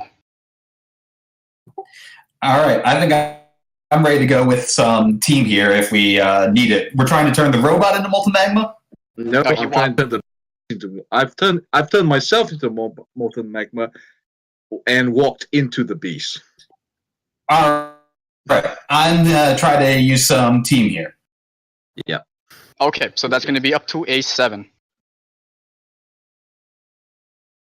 Alrighty then. So, what would you like to do? What did you want to pick from that list, Coringer? I'll probably try to getting hit. Avoid taking a hit. Okay. Yeah. Oh, I So- see. We used it. What was that? We used a team. Yeah, Yes. we'll use team. For the record, if I can describe using my team, I'm thinking that what I do is I end my backflips like right in front of the beast and give like a little wave and a bow, like I've just finished a gymnastics routine, and distract him away when he, as Coringer walks into him. Okay. So, Coringer, you're currently inside of the beast. You turn into molten lava. Due to the distraction that challenge has placed in front of it, it wasn't able to properly respond to you doing this. So, inside of the beast, you could just see all of its components just melt away, kind of vaporize and all that. And it struggles to maintain its form before it succumbs to its injuries. It's not going to pose any more of a threat to you guys. It is currently out of action. Is it a small kitten? What was that? Did it turn into a small kitten? Nah, it's just like a puddle of magma, molten rock, something that looks like flesh. Not entirely sure what it is, but kind of. And yeah, the beast is currently out of play. It is not a threat anymore. You have defeated the beast, my friends. Its new name is. What was that? Its new name is.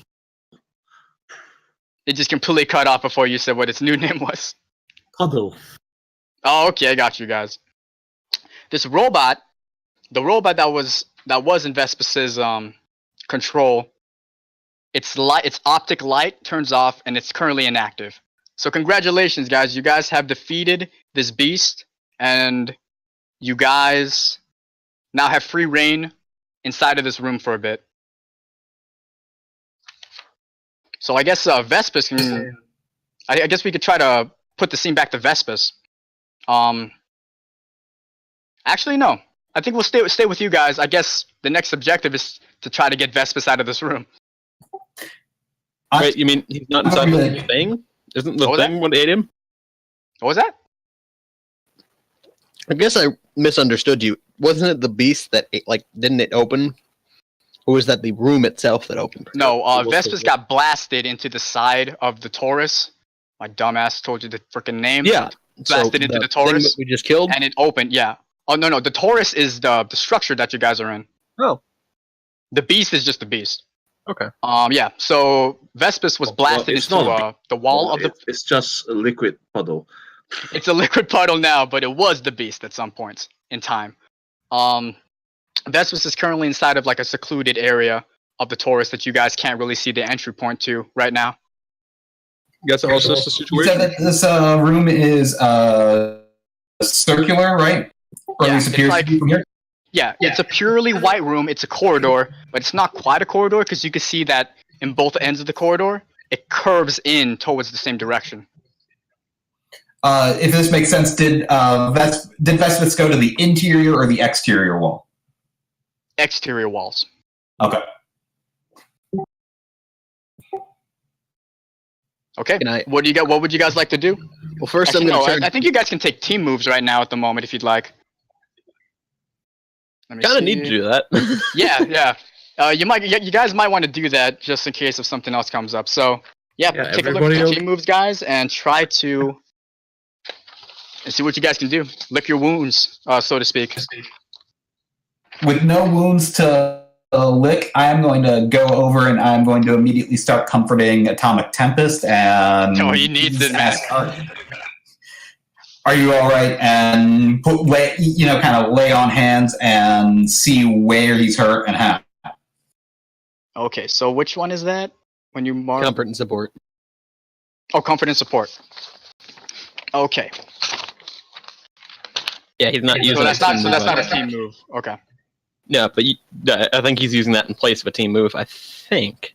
Yes. Okay. I mean, is that a valid option instead of I think it might celebrating be with him? Is because comfort or support, it's kind of up in the air whether or not you're going to be able to do it because you have to roll for it. Team moves, I'm just going to give it to you guys. Actually, no, hang on. Let me look at yours real quick. Yeah, I mean, I guess that more so what I'm trying to do is I want to help him rather than try to advance myself. Okay. Yeah, I guess we'll comfort and support. Okay. Yeah, go ahead. Make a roll plus mundane.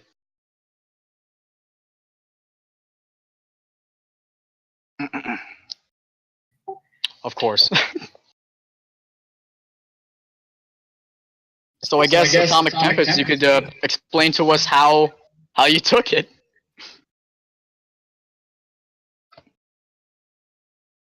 I just kind of shrug him off. I probably honestly don't even notice. I probably don't even notice she walked up to me. I probably am not even processing. I'm just standing there trying to figure out how to get Vespus back real quick because I know they were I don't recognize where they went. And for flavor, I think I'm going to go up to Atomic Tempest, and my comfort and support is going to be, are you all right? I saw the whole thing happen. I mean, it was like it happened in slow motion practically, but I saw the whole thing happen. I'll just look at her and go, yeah, like that. And then I'm going to turn to Korgner. Korgner? Korga? Like to do. Quagnar? Can I call you Kor? Let's go with that. Kor. His name is Kor. At least that's what I'm going to call him. I'm probably going to try. Were you trying to do it? I was probably going to try and use one of my team moves. Sorry, dude. I thought you were trying to bring my attention to him. I'm sorry. Okay, go ahead. I'm going to turn over them, and I'm going to walk up to him, and I'm going to be like, listen, man, you did a really good job kicking the shit out of that thing. If it wasn't for you, I think we'd still be fighting. I couldn't really get close enough to do anything with that, I'm going to activate my team move where I share vulnerability or weakness. I'm just like, I couldn't get close enough is my thing. Like, I'm all about not being close. Okay. Okay. So I believe Give influence over him, and I clear Yeah. condition. So you have influence over me, Core. and yeah, clear condition. I'm probably not hopeless. We beat that thing. So yeah, that makes sense. You'd be pretty elated right now if I were there at least. Definitely not hopeless anymore. So that's nice. Yeah. And what happens if I don't? Does Core have influence over you already? He does not. Nobody. No. I don't think so. No. Okay. Please take note of that. Please, I've Core. added it. All right. Hey, Cord, what do you want to do in response to my bullshit? I'll I mean, yeah, I mean, it's, you at the. No, I mean, like, do you want to use a team move or something? I have no need to move actually. You have a who Doom needs- sign one that you could use. Yes, I could. I will always remind you about that. I don't want you to die. And how many conditions? How many boxes do you have on your Doom move, by the way? I mean, Doom tracker. One. I on the One? last. Oh, okay, cool. So I got a new one asking about the destination of the Torus, hmm which I didn't get. But I can use my move to clear that Doom track. All right. Oh, and we have to use a team from the pool. Wait, which one Yeah, so did you want to use? team- The first one or the second one? I can use the one. The first one? So you have to give influence to somebody else. So Yes. me a challenge because this is not here right now. I can. Actually, I'll give it to you. All right. And then what do you do? So some days, you just get lucky. I get laid right here and now. Not that sort of. A man can dream, right? I mean, it would be awkward. I'll admit. Just in the middle of this room. God knows where. On a puddle. No, but yeah. No, So I was talking about the fight where Atomic Tempest shared his vulnerability, and I will give him influence back, basically. Alright, cool. Yay, everyone's bonding. Alright. So I believe everybody has made their move. I believe everybody has made their move. Now, just to recap, you beat the shit out of this beast. There's currently a deactivated robot in the middle of the room, and Vespus is still nowhere to be seen. I'm gonna actually at that point do a quick assess the situation. Okay. Please make a roll. What was that Superior. again? Let me see this. Yeah.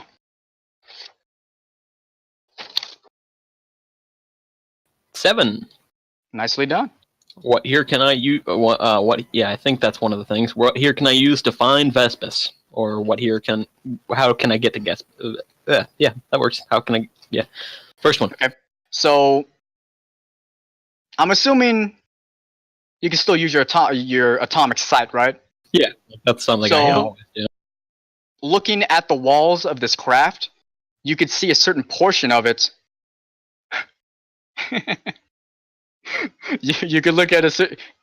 Damn, you challenge! You fucked up my train of thought. So looking at the outer walls of the Torus, you can see a certain portion of the wall that isn't made up like the rest of it. So the most of the Torus is just like solid material, but there's a certain portion of it that is a bit weakened and it looks like it can move. Weird. I'm gonna turn to challenge, and I'm specifically gonna tell them, hey, I think Vespus is behind that, and I point to the wall. Can you punch it or just kind of get rid of it? I kick the robot in the junk because I'm angry at it for not responding, and then I'm gonna go and start pushing. Well, I'm going to go and start pushing at the wall first because I'm thinking I'm pretty ramped up. But assuming that does the wall have any give to it? No. Can I roll to assess the wall? Sure. If you break it, you will be able to talk directly to the person playing you. That was a shitty Wait, what was fourth wall that? joke. Oh, okay. There we go. I assess things real good. All right. So, what is your question? What here can I use to get this wall open? Okay, so that robot looks like it's rather volatile. I think we demonstrated at some point in either this session or the last one that they can and probably will blow up violently. So I don't know. I'm not trying to tell you guys how to play your game, but I'm going to go ahead then, and I'm going to drag it like a sack of potatoes and sit it right next to the wall, like it's about to get either a tornado drill or executed. And if it doesn't, before you blow up the thing or like go to like just destroy it, I'm going to stop you real quick. I'm going to ask you, hey, what are you doing? Really as concerned as that sounded. What are you doing? You remember when I threw the one at the wall earlier? Yeah, it blew up. Not that. And I'm going to drag it against the wall, and I'm going to hopefully wait for it to explode, but if it doesn't, then I might egg Atomic Tempest into frying this guy again. Oh, I love you guys. You guys thought about exactly what I was thinking. I was tempted just to kind of try and phase the wall out of existence, but this works too. It's a bit safer because you're not exactly familiar with I what am this not a wall is rocket made out of. scientist, So no. I'm sorry, did you hear exploding robots? Yeah, exploding robots is exactly safe. So is it not going to blow up automatically? It's going to have to be interacted with, I'm guessing? I mean, I don't know.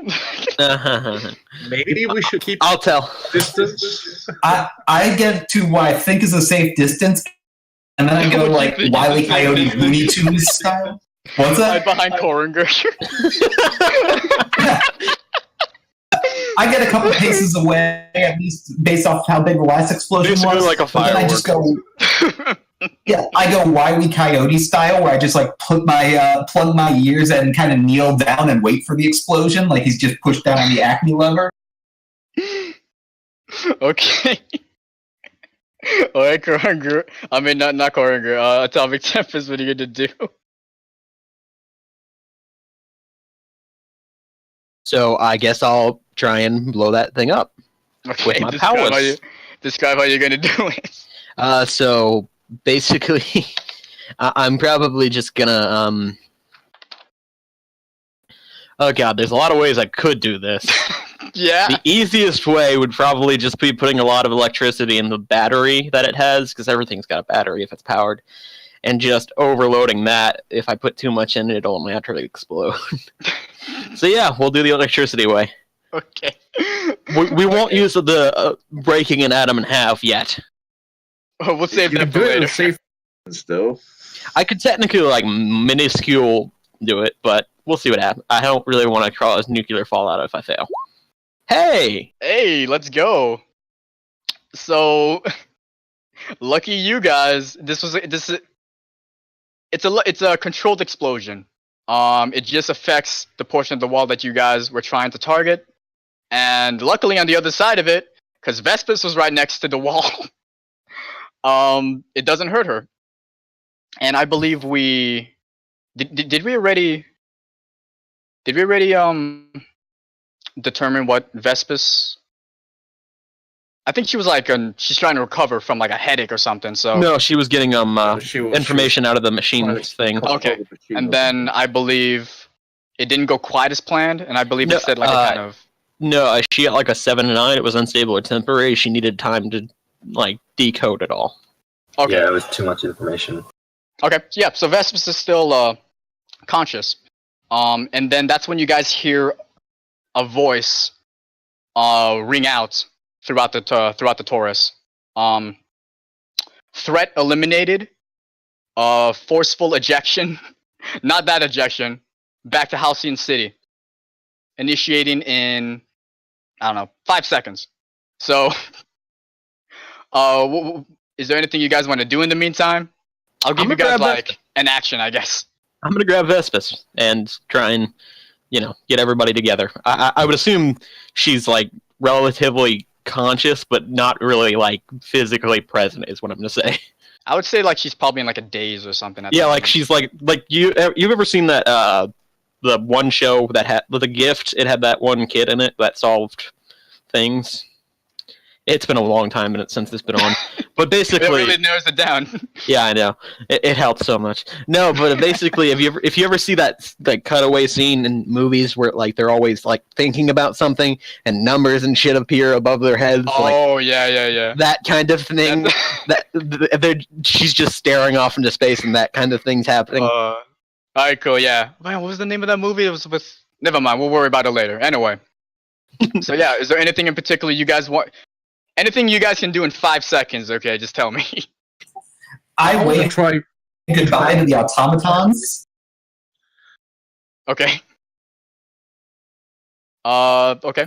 Yeah, I wave goodbye to the automatons, very excited, bye, and then sorry about your friend. Alrighty then. Koringer, anything in particular you want to do? I don't know. I'm going to avoid being ejected.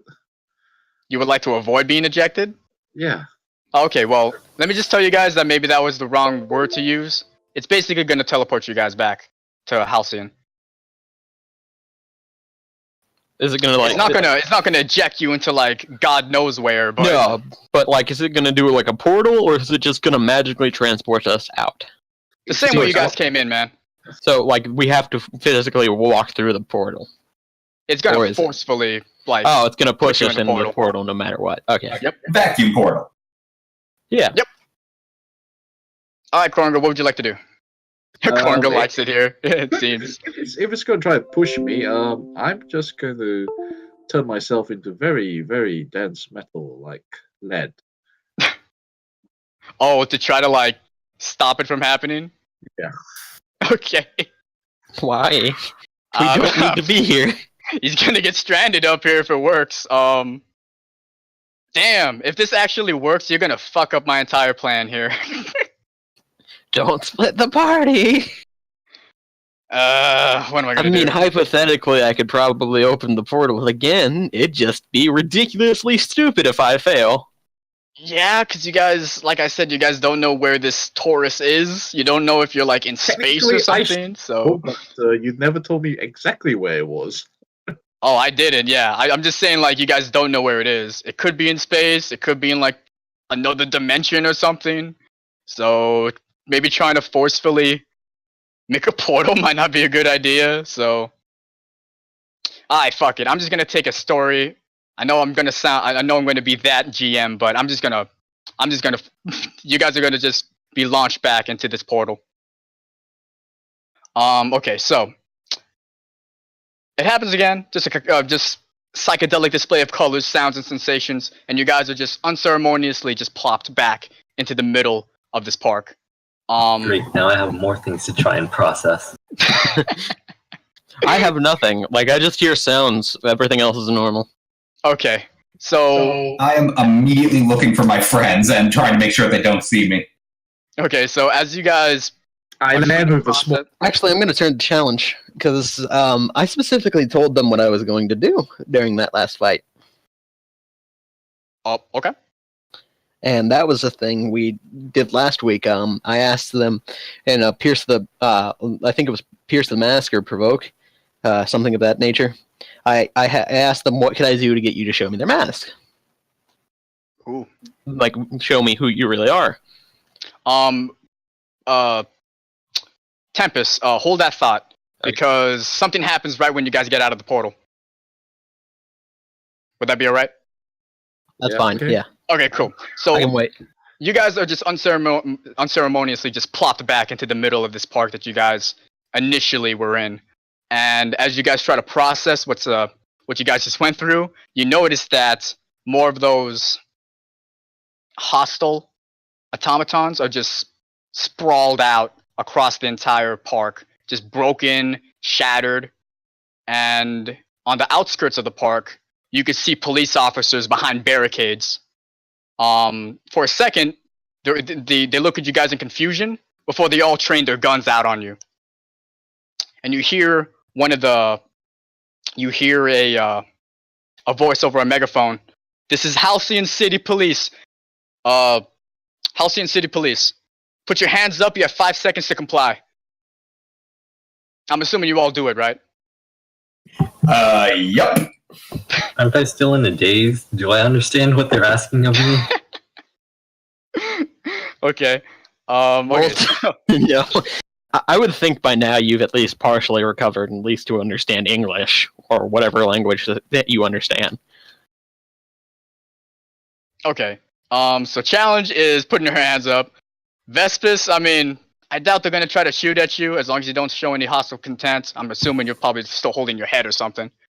I don't know what's going on. I just know that I was just told to put my hands up, so I mean, that's what I'm gonna do. Okay. Coringer and Atomic Tempest, what do you guys do? I walk forward. Sure. Yeah, I walk forward. Anywhere. If they want to get me, they can come lift me. Okay. Okay, Atomic Tempest, what do you do? I start walking towards them with my hands up. Start walking towards them? Okay. With my hands up, yeah. With your hands up. Alright.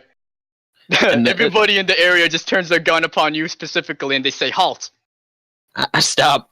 It's like, I stop. It's like, come on, guys, you recognize us. Okay. You see another gentleman walk up to take the megaphone from the man that yelled at you guys, puts a hand on his shoulder, and tries to talk them down. And he seems like he has a lot of clout among these cops, as they all stand down, they put their weapons away and all that. But they're still very, very uneasy. They look like, their hands are hovering over their guns. They're still looking at you guys intently. And the gent that I was talking about is this guy. Oh, yes, he's from Young Justice. Yep. I think that's the best picture I could find of this dude. So, he walks up to you guys from and he... Young Justice, Roy, is that right? Yep, Arsenal, actually. Spoilers, there's a difference. I don't care. That's his name. I'm sticking to it. Okay. Anyhow, he walks up to you guys and he introduces himself as a member of the Aegis Special Operations Division. I immediately cut him off and say, "Hey, it's Kevin. Hi, Kevin," knowing that's not his name.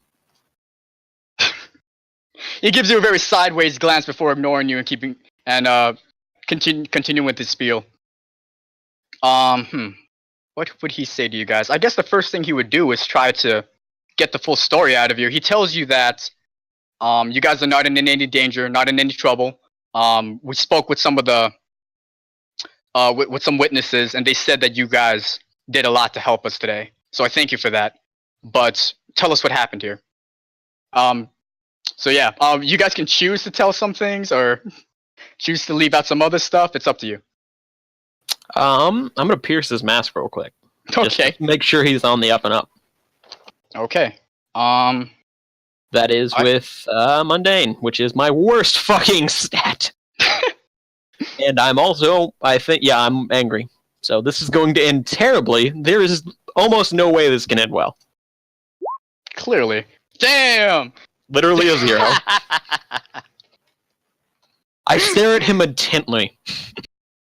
You don't even say anything. He just gives you a weird look again. He just gives you a weird look, mutters under his breath, and awaits your guys' response. Fair enough. I start telling everything, and I start telling it a mile a minute because as soon as I am a teenage white girl who has seen a gun pointed at her, I just go through the entire story, and there were from the automatons into the portal. I tell the whole thing in 9-part harmony before I can even take a breath. So he doesn't understand any of it. Got it. Which is perfect. Well, surprisingly, He's sorry he asked. surprisingly, he keeps his attention throughout your entire spiel, and it seems like he gets the gist of it. Fair enough. He asks challenge, so these three are with you. I mean, with is a strong. We Which just is kind of get together every occasion and, beat the shit out of things. This is how that works. Okay. He I takes say out the blind one and the wasp, yes, but I never met the metal one in my life before. He's just kind of bewildered about this entire day. He seems like he didn't take his afternoon coffee, so he's pretty eager to get this over with. So he tells all of you, I appreciate what you guys have done here. Okay, you guys have the makings of true heroes, but please, next time, leave this to the professionals. This is a party-wide label shift attempt. He's gonna try to shift your mundane up and your savior down, and I believe there's some instructions about how to do that. I think there has to be some kind of roll for that, right? He has influence over us. We can try and reject it. Okay. Which is a flat 2d6. I think, if I'm correct, there's probably something in here for it. Okay, so let's go try to start from the top. Vespus, do you want to accept this or reject the influence shift? Well, as I've said before, on our own planet, these kinds of heroics are just a daily thing. So, like, to be told to stop that, she's not going to want to listen. So I'm going to reject. Okay. And it's just a flat d6, right? When you reject someone's influence roll on a hit, you successfully hold to yourself and tune them out. On 10 plus, choose 2. On a 7-9, choose 1. Clear a condition or mark potential, immediately acting to prove them wrong. Shift one level up, one level down. Cancel their influence and take +1 forward against them. On miss, their words hit hard, mark a condition, the GM will adjust your labels. And yeah, it's just a flat 2d6. All right. Give it a go, Vespus. Damn. Well, Words hit you hard, buddy. All right. I guess I'll shift your labels. Bye, D-Spot.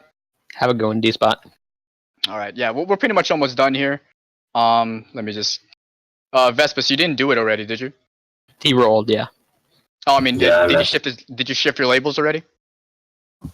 what? Oh, Did you? no. Would you like me to do it, or can you do Oh, it? he also marks a condition for the failed rejection. Oh. Yeah, no, basically, whatever you told him to do, he does, and then he marks a condition. Okay. Yeah, I'll just do it real quick. Mundane okay. up, savior down, and I get to choose, right? I would say that, considering what you told me about your people, this would make you a bit insecure, right? The condition, Yeah. they technically get to choose, but it doesn't really matter. Oh. I mean, insecure sounds right, anyways. Okay. All right, now we got that out of the way.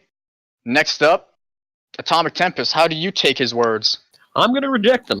Reject them? All right, please roll. No. Yeah, flat 2d6. Let's see how luck favors me. Good. Very good. Oh, cool. On a 10 plus, I get to choose 2. I'm going to... I want to clear a condition or mark potential, but I don't know how I can immediately act to prove them wrong. I guess I could be like... I guess I could talk about what we've done. I guess, or something. Yeah, I could tell them what we've done. It's like we've literally just, fought a giant monster, teleported to a portal, and saved a bunch of innocent people. All in the course of, I'm guessing, maybe minutes, an hour, maybe. But Okay. yeah, we did all. There are no other. You can't tell us we're not professionals. And then I'm gonna shift one label up, one label down of my choice. All right. I am not going to shift the mundane down because that would screw me. I'm going to shift my savior down because I wasn't really saving Alahan in that fight. I did that earlier, but a lot of that fight was more about being in the thick of it, just beating the crap out of people. Mhm. So yeah, and then I'm going to also clear a condition. I'm going to get rid of guilty because, like I said, we are very much, adults here. We are people who can we can do our job. Mm, I think he just listens to what you say, but he doesn't really respond, and he just awaits what everyone else says. Okay, did you go through all of the stuff you need to do? Yeah, I'm done. Okay. I did I already did the Corinder. labels and that. Core, Yeah. how do you take his words? Ignore What was that? them. Okay, please roll.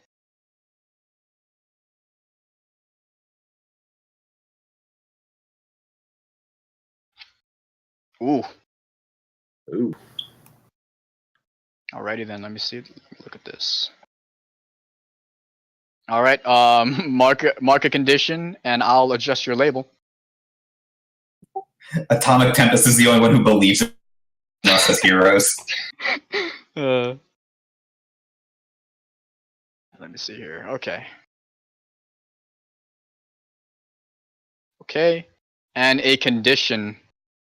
I mean, yeah, I guess I'll just let you determine what that is. All right. Now, challenge. Last one up. You. How do you take his words? Definitely gonna reject him. All right, go for it. Nicely done. That's a hit, so he's gonna turn around at some point, and as soon as he does, I'm gonna make a farty noise. Classic. As far as what I can do, I don't necessarily want to shift the labels according to that. I don't necessarily have a way to immediately prove him wrong. So I'm assuming he's an adult. Yes. I will cancel my influence over his influence over me and take one forward against him. Okay. How would we mark that this guy will no longer have influence over you? I can just write a little arsenal with an X through it on my character sheet. Yeah, I'm thinking influence over. You could just put like a minus or however you'd like. Just make sure that you keep in mind that you can't. I didn't say his name was Arsenal, by the way. But yeah, I know. I'll just give you his name. His superhero name is Ordinance. And yes, I got that from looking at a thesaurus. Don't judge me. Love it.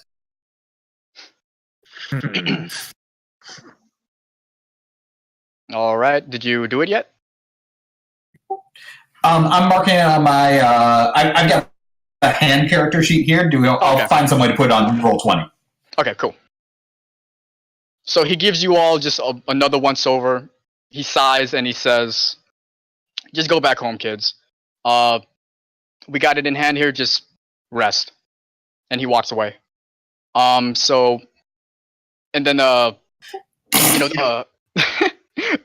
yeah. So challenge does that, blows raspberries, and the cops sufficiently calm down. They begin to survey the area, start interviewing people in the area and trying to clean up after this big incident. So Atomic Tempest, you said you wanted to say something to challenge?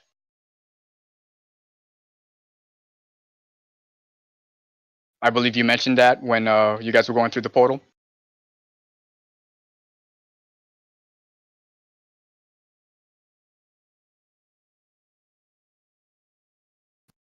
Hello? We may have lost Atomic Tempest, but yeah, Atomic Tempest is wanting to. I guess Sam is wanting to influence or to call in the fact that Atomic Tempest had acted in a way informing us of what was going on going forward, which was the way that Challenge said that she would be more likely to trust him with her secret identity. Okay. Well, I mean, if he comes back at any point. Oh, okay, you're back. Okay, cool. So what do you want to do again? I wanted to point out that I did, in fact, kind of tell him what I was doing through parts of that fight. That was one of the first things I made sure I did. And that was try to gain the trust of Challenge. right? Yep. Okay. that would qualify as like pierce the mask, right? Well, it's playing off of an old Pierce the Mask. Yeah, no, like just for flavor, D-Spot said that Challenge got to give me a qualification I had to meet, Okay. and then Challenge would, if I met that qualification, give me the thing that I wanted. Okay. Cool. Yeah, I'll leave it to you two, and go ahead. just sorry to break character, but just for flavor, what was it that you did in the fight to give me a little bit of advance notice?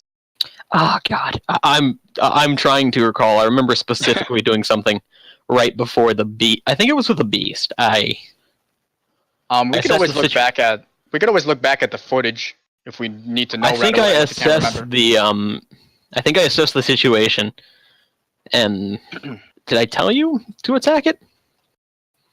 Oh, you let me know about the wall where Vespus was. That was it. There was the wall. Yeah, I told him. All right, it's like I asked you what you were doing. It's like I told you where the wall. I told you about the wall before I just went and blew it up. Yeah, I remember doing something.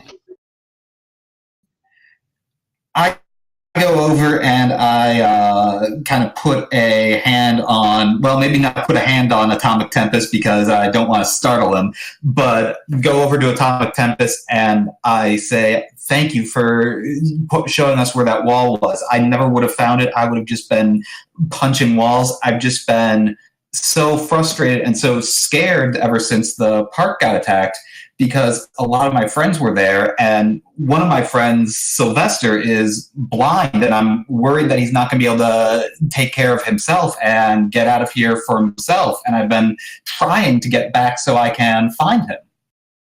Ooh. At that, I just kind of go, "Oh, really? That's a coincidence. I've seen that kid. We travel in the same blind circle." You know, Blind Guys United. We all have one designated driver. He's not blind, obviously. He has a support circle full of blind dudes. Yeah. Oh, that's no, good. but I do very obviously like kind of redden slightly. Like, oh yeah, no, I can see why that would be an issue. Yeah, why you were concerned to get back to him. Yeah. All right, cool. Is there anything else that would need to happen there, or is it just like narratively?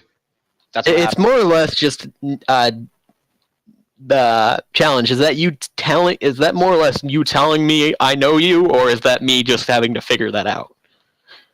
Because if that's what you're sharing with me, it would be kind of obvious to me. I don't have many friends. But at the same time, like, if you don't really think that's something I would figure out just from those words, that's fine. My thought is it puts us in a situation where you could pretty easily figure it out if you are so inclined, but I don't know that I've told you. That makes sense. All right, cool. Is that all? Yeah, with that. Okay, cool. So if this was a comic book, you'd see the panel shift over to that gentleman that we were talking about, and you see him pull out a phone out of sight of you guys, probably, a block or two away. He pulls up the phone up to his head and he says, "Hello, HQ? Yes. This is Agent Watkins? Yeah. Yeah, I'd like to add 4 new individuals to our low priority watch list. The hard cut credits." Nice. Okay. So, Low priority? I mean, one of us can literally detonate nukes, but that's not. They don't know that. They don't know that, yeah. So I think we have to just some post-session stuff. We have to get through people's advancements, I think. Yep. Yeah, me, challenge. Anybody else get one?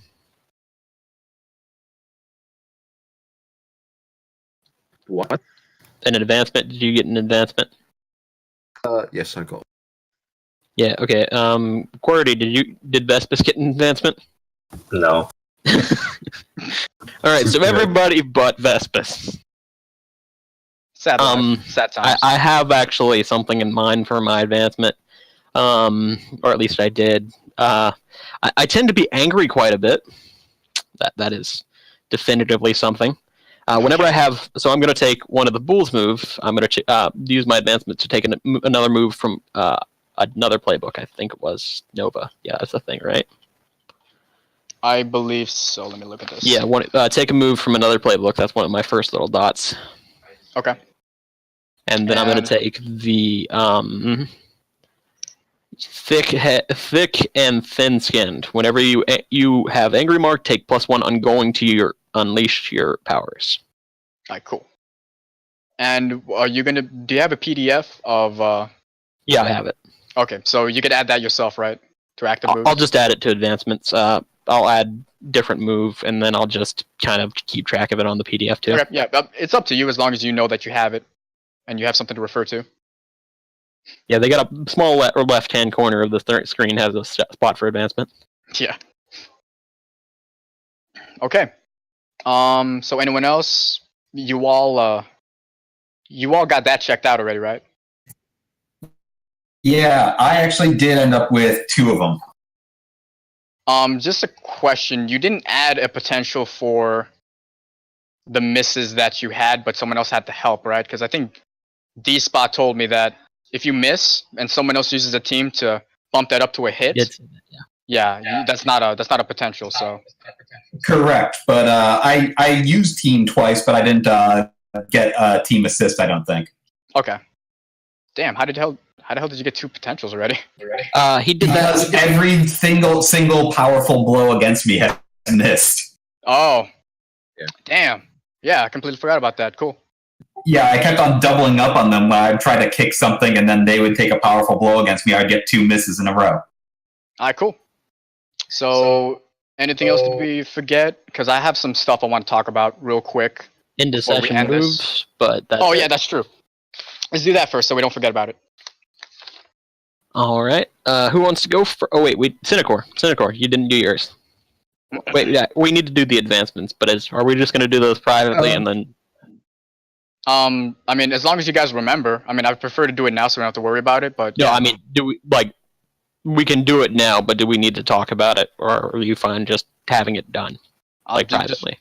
Just you guys can do it on your own. I just want to be sure that everybody knew that they had to do it.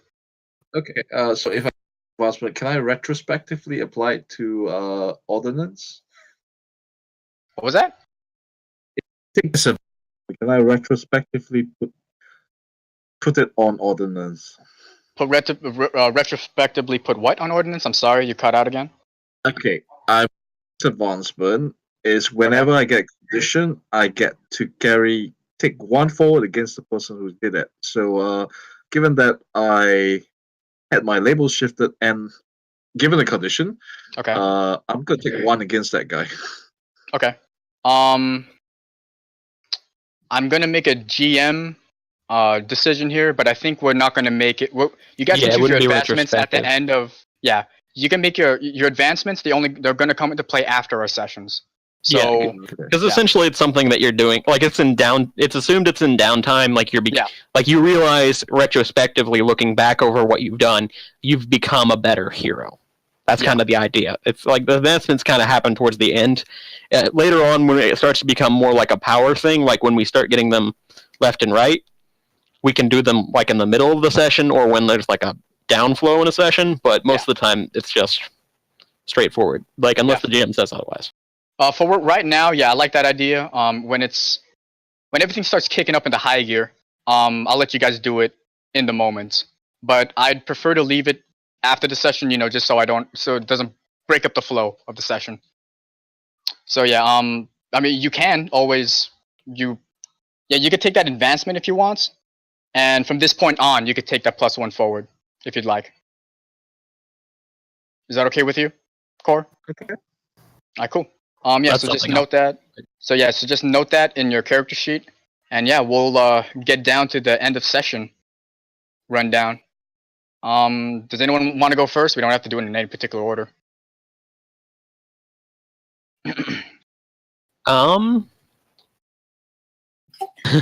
I think that Challenge definitely grew into her own image of herself. This was a first successful superheroing adventure for her, and she made it through it relatively unscathed and was right in the center of the fight. Okay. And then I believe you get to choose your labels, right?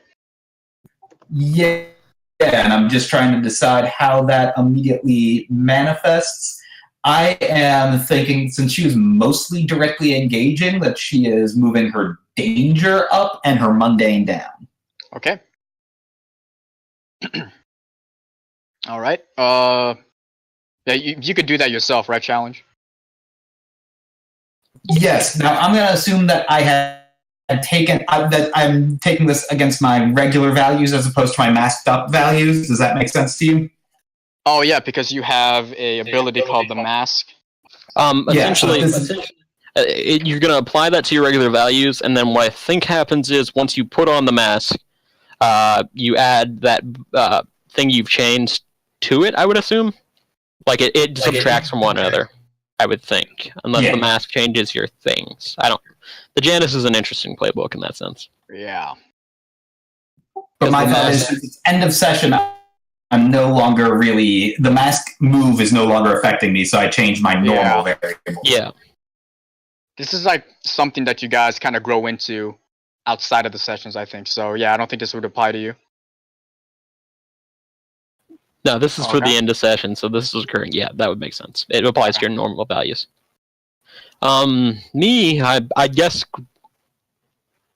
I would say I grew close to the team, but honestly, like the only person I guess Core, but even then it wasn't like I grew closer to him as much as we did share like a brief moment, but I don't think it was like a sustained thing. We did well actually no, there was that, and then at the very end we did that. I did kind of learn that Challenge is somebody I know. So yeah, I definitely grew closer to the team. Alright, cool. Who specifically, I'm probably going to go with Core, just because he was the first person to really make me feel like, hey, we're buddies. You know, we shared shit. Yeah, that makes sense to me. And then so Core, if you already have influence over me, don't you? Yes, I do. All right, well then you get to shift my labels.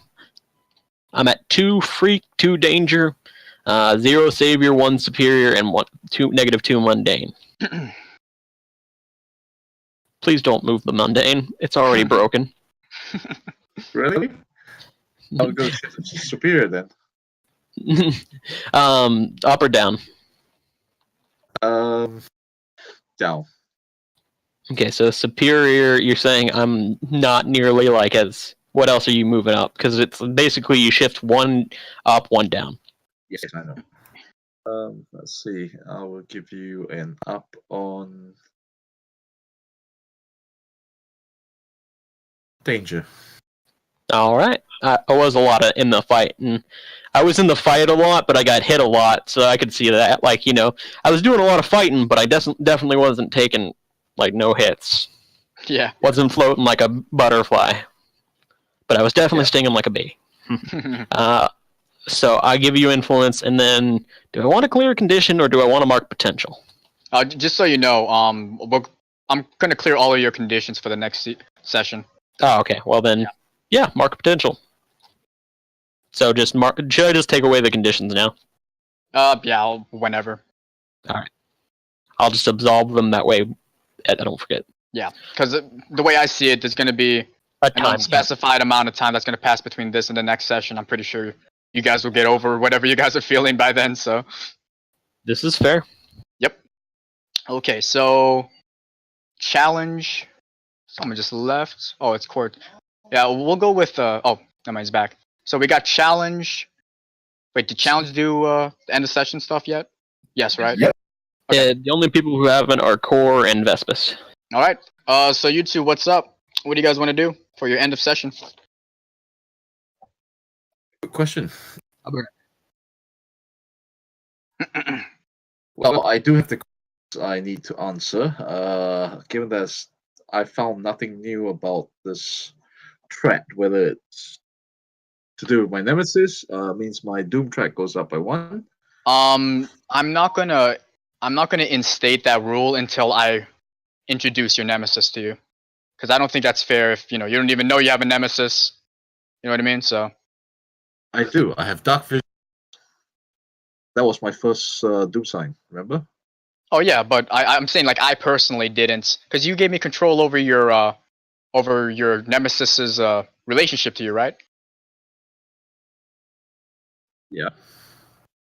I mean, I would prefer not to mark that if I didn't personally like tell you, hey, this is your nemesis. You're interacting with them. But I mean, you can take that doom sign if you True, want. but it's no. I mean, it's the doom track is supposed to be a ticking clock. So either way, I know something's going to happen. I need to stop it, or it's going to come for me. Go ahead if you'd like. It's up to you. But yeah, this Torus is I'll take it. it's not directly involved with your nemesis, so take that as you will. I'm not going to enforce that rule until I actually personally introduce your nemesis to you. Okay. All right. So Okay, now and for which one of the three are you going to pick? End of session advancements. What was that? what are the options again? The options are grow closer to the team, grow into your own image of yourself, or grow away from the team. I should probably go add that to our list of moves.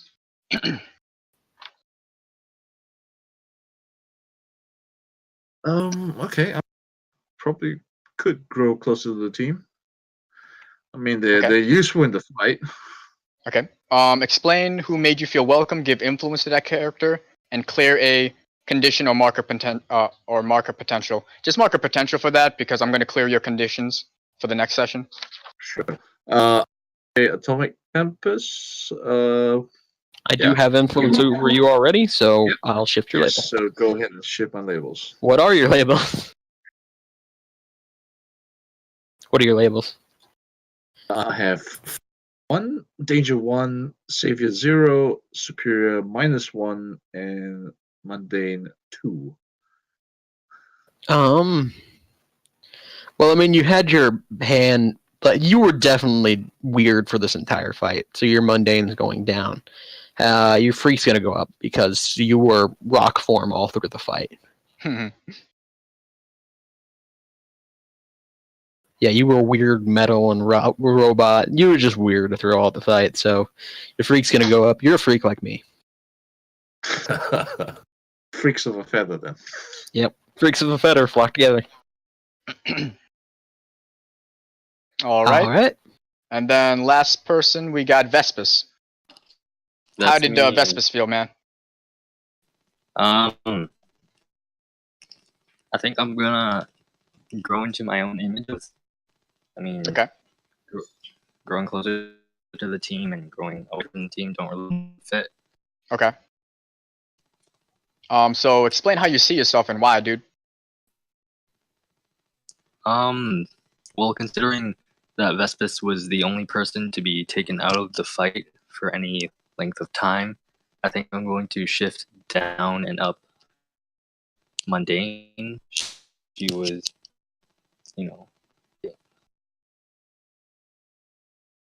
Okay. Mundane up, you said? yeah. Okay. And I'm assuming it's going to be some of the more combat-oriented labels is going to go down. Yeah, danger. Okay. Yeah, so take note of that. And you just reminded me about a plot point I completely forgot to tell you. But yeah, you got blasted with information about this Torus.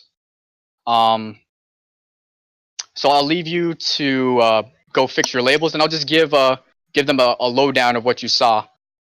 So basically, a lot of information just, you have to process through a lot of the information, but from what you can remember, you know that this Torus, that this machine has files and entries on the 4 of you.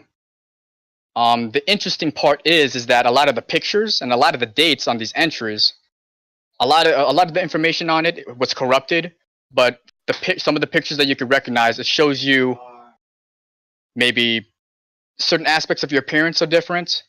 Some of them have you guys older. Some of them have you guys having done things that you guys haven't yet. Other than that, really, another one that you guys should, that's probably going to play a part in your guys' sessions is it has a database on Halcyon City itself. And it's pretty much the same story as your guys' entries, where it has pictures of a Halcyon City that doesn't look quite like yours, and there's some pictures that are just completely just doesn't even look like the city you guys are from. It has pictures that date in the future, the same date, mind you, different pictures, and pictures in the past. Yeah, that's pretty much it. And Vespus is the one who has access to this? Yes. Vespus is the one that saw this, and I mean, I don't want to put words in your mouth, but I guess you could choose how much of that you want to share. I'm assuming that, I don't know, there wouldn't really be a reason why you wouldn't want to share all of it, but Vespus, what do you do with that information? Would my nanobots have like saved those images in any way, or no? What was that? Could my nanobots have saved those images into some kind of memory? Yeah, sure. Alright, then I'm probably going to hold off actually telling everyone about those until I get back to my hive, where I can display those images. Mm-hmm. But you didn't share it with the team yet? Not yet. I'm gonna Not bring yet. them to like hive. Okay, so we got that out of the way. Is there anything else you guys want to comment on? Anything else we might have forgotten before I get into my whole spiel of what my plans are for this campaign? I'm good. Should I roll for my secret identity now, and then we'll deal with its ramifications over the next week? Roll for what? Your secret identity? Yeah, for the time passing with my secret identity. Oh, is that on your character sheet? Let me look at this real quick. Yeah. Oh, okay. Okay. That actually ties into what I wanted to talk about. So, over the next like couple days or something, I had a plan that I would private message you guys about certain things that happen to you or things that just involve your character that wouldn't really make sense that the other team would know. So for instance, I think with Challenge, I'm gonna be me and Challenge are probably gonna be PMing back and forth a lot concerning Challenge's private life, because it wouldn't really make any sense if Challenge's mundane life would play a part in our sessions. For Atomic Tempest, it's gonna have to do about things with your personal storyline, Vespus's as well, and Koringer, specifically your nemesis. So I guess Hooray, Challenge. he's making an appearance. What was that? So hooray, he's making an appearance at last. Yeah. That's why I really wanted to get this session going. I thought we were pressed for time, but I guess we weren't. Yeah, so I'm gonna be doing that over the next couple of days. I think Challenge, I think you could determine that during our little back and forths. Would that be fine with you? Cool. It does have a dice roll, but I suppose we can use D20 at any point. Yes. Because I'm assuming that secret identity involves your mundane life, right? Accurate. Yeah, so we'll get that done in our little back and forths.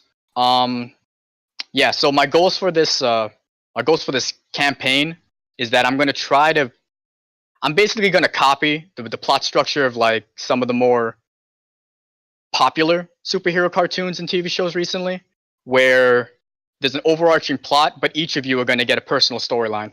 What I would like to do is at least try to make some headway on that overarching storyline that's going to involve all of you, and then you're all going to have a personal storyline. So,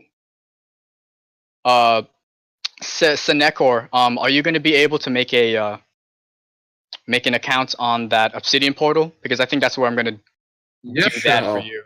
probably Yeah. do that. I'll invite you when you're done with that. What else? Oh yeah. Every once in a while, check your Obsidian portal, and I might give you a private message that's gonna develop your personal storylines. And depending on what happens in those, it might affect our sessions. Okay. And other than that, I have nothing else to say. That's pretty much it. If anything else comes up, I'll just message you guys over Discord. So yeah, I got nothing else to say. Does anybody else need to say anything? No. Any unfinished business? Sure not. All right, cool. Yeah, thanks for coming, guys. This was a lot of fun, and I'm looking forward to. I'm actually kind of curious to see how far we could manage this campaign before some aspect of our private lives get in the way. But yeah, I'm willing to see this through if you guys are. So. Right. Yeah, I'm invested at this point. Yeah. And this is me taking. I've gone for Deadpool Gwaine as my character. I gotta back though. I'll see you guys later. I gotta do. Yeah, I need to. Thing. All right, bye guys. Thanks for coming. See you later so I can make it. All right. Bye. Bye then.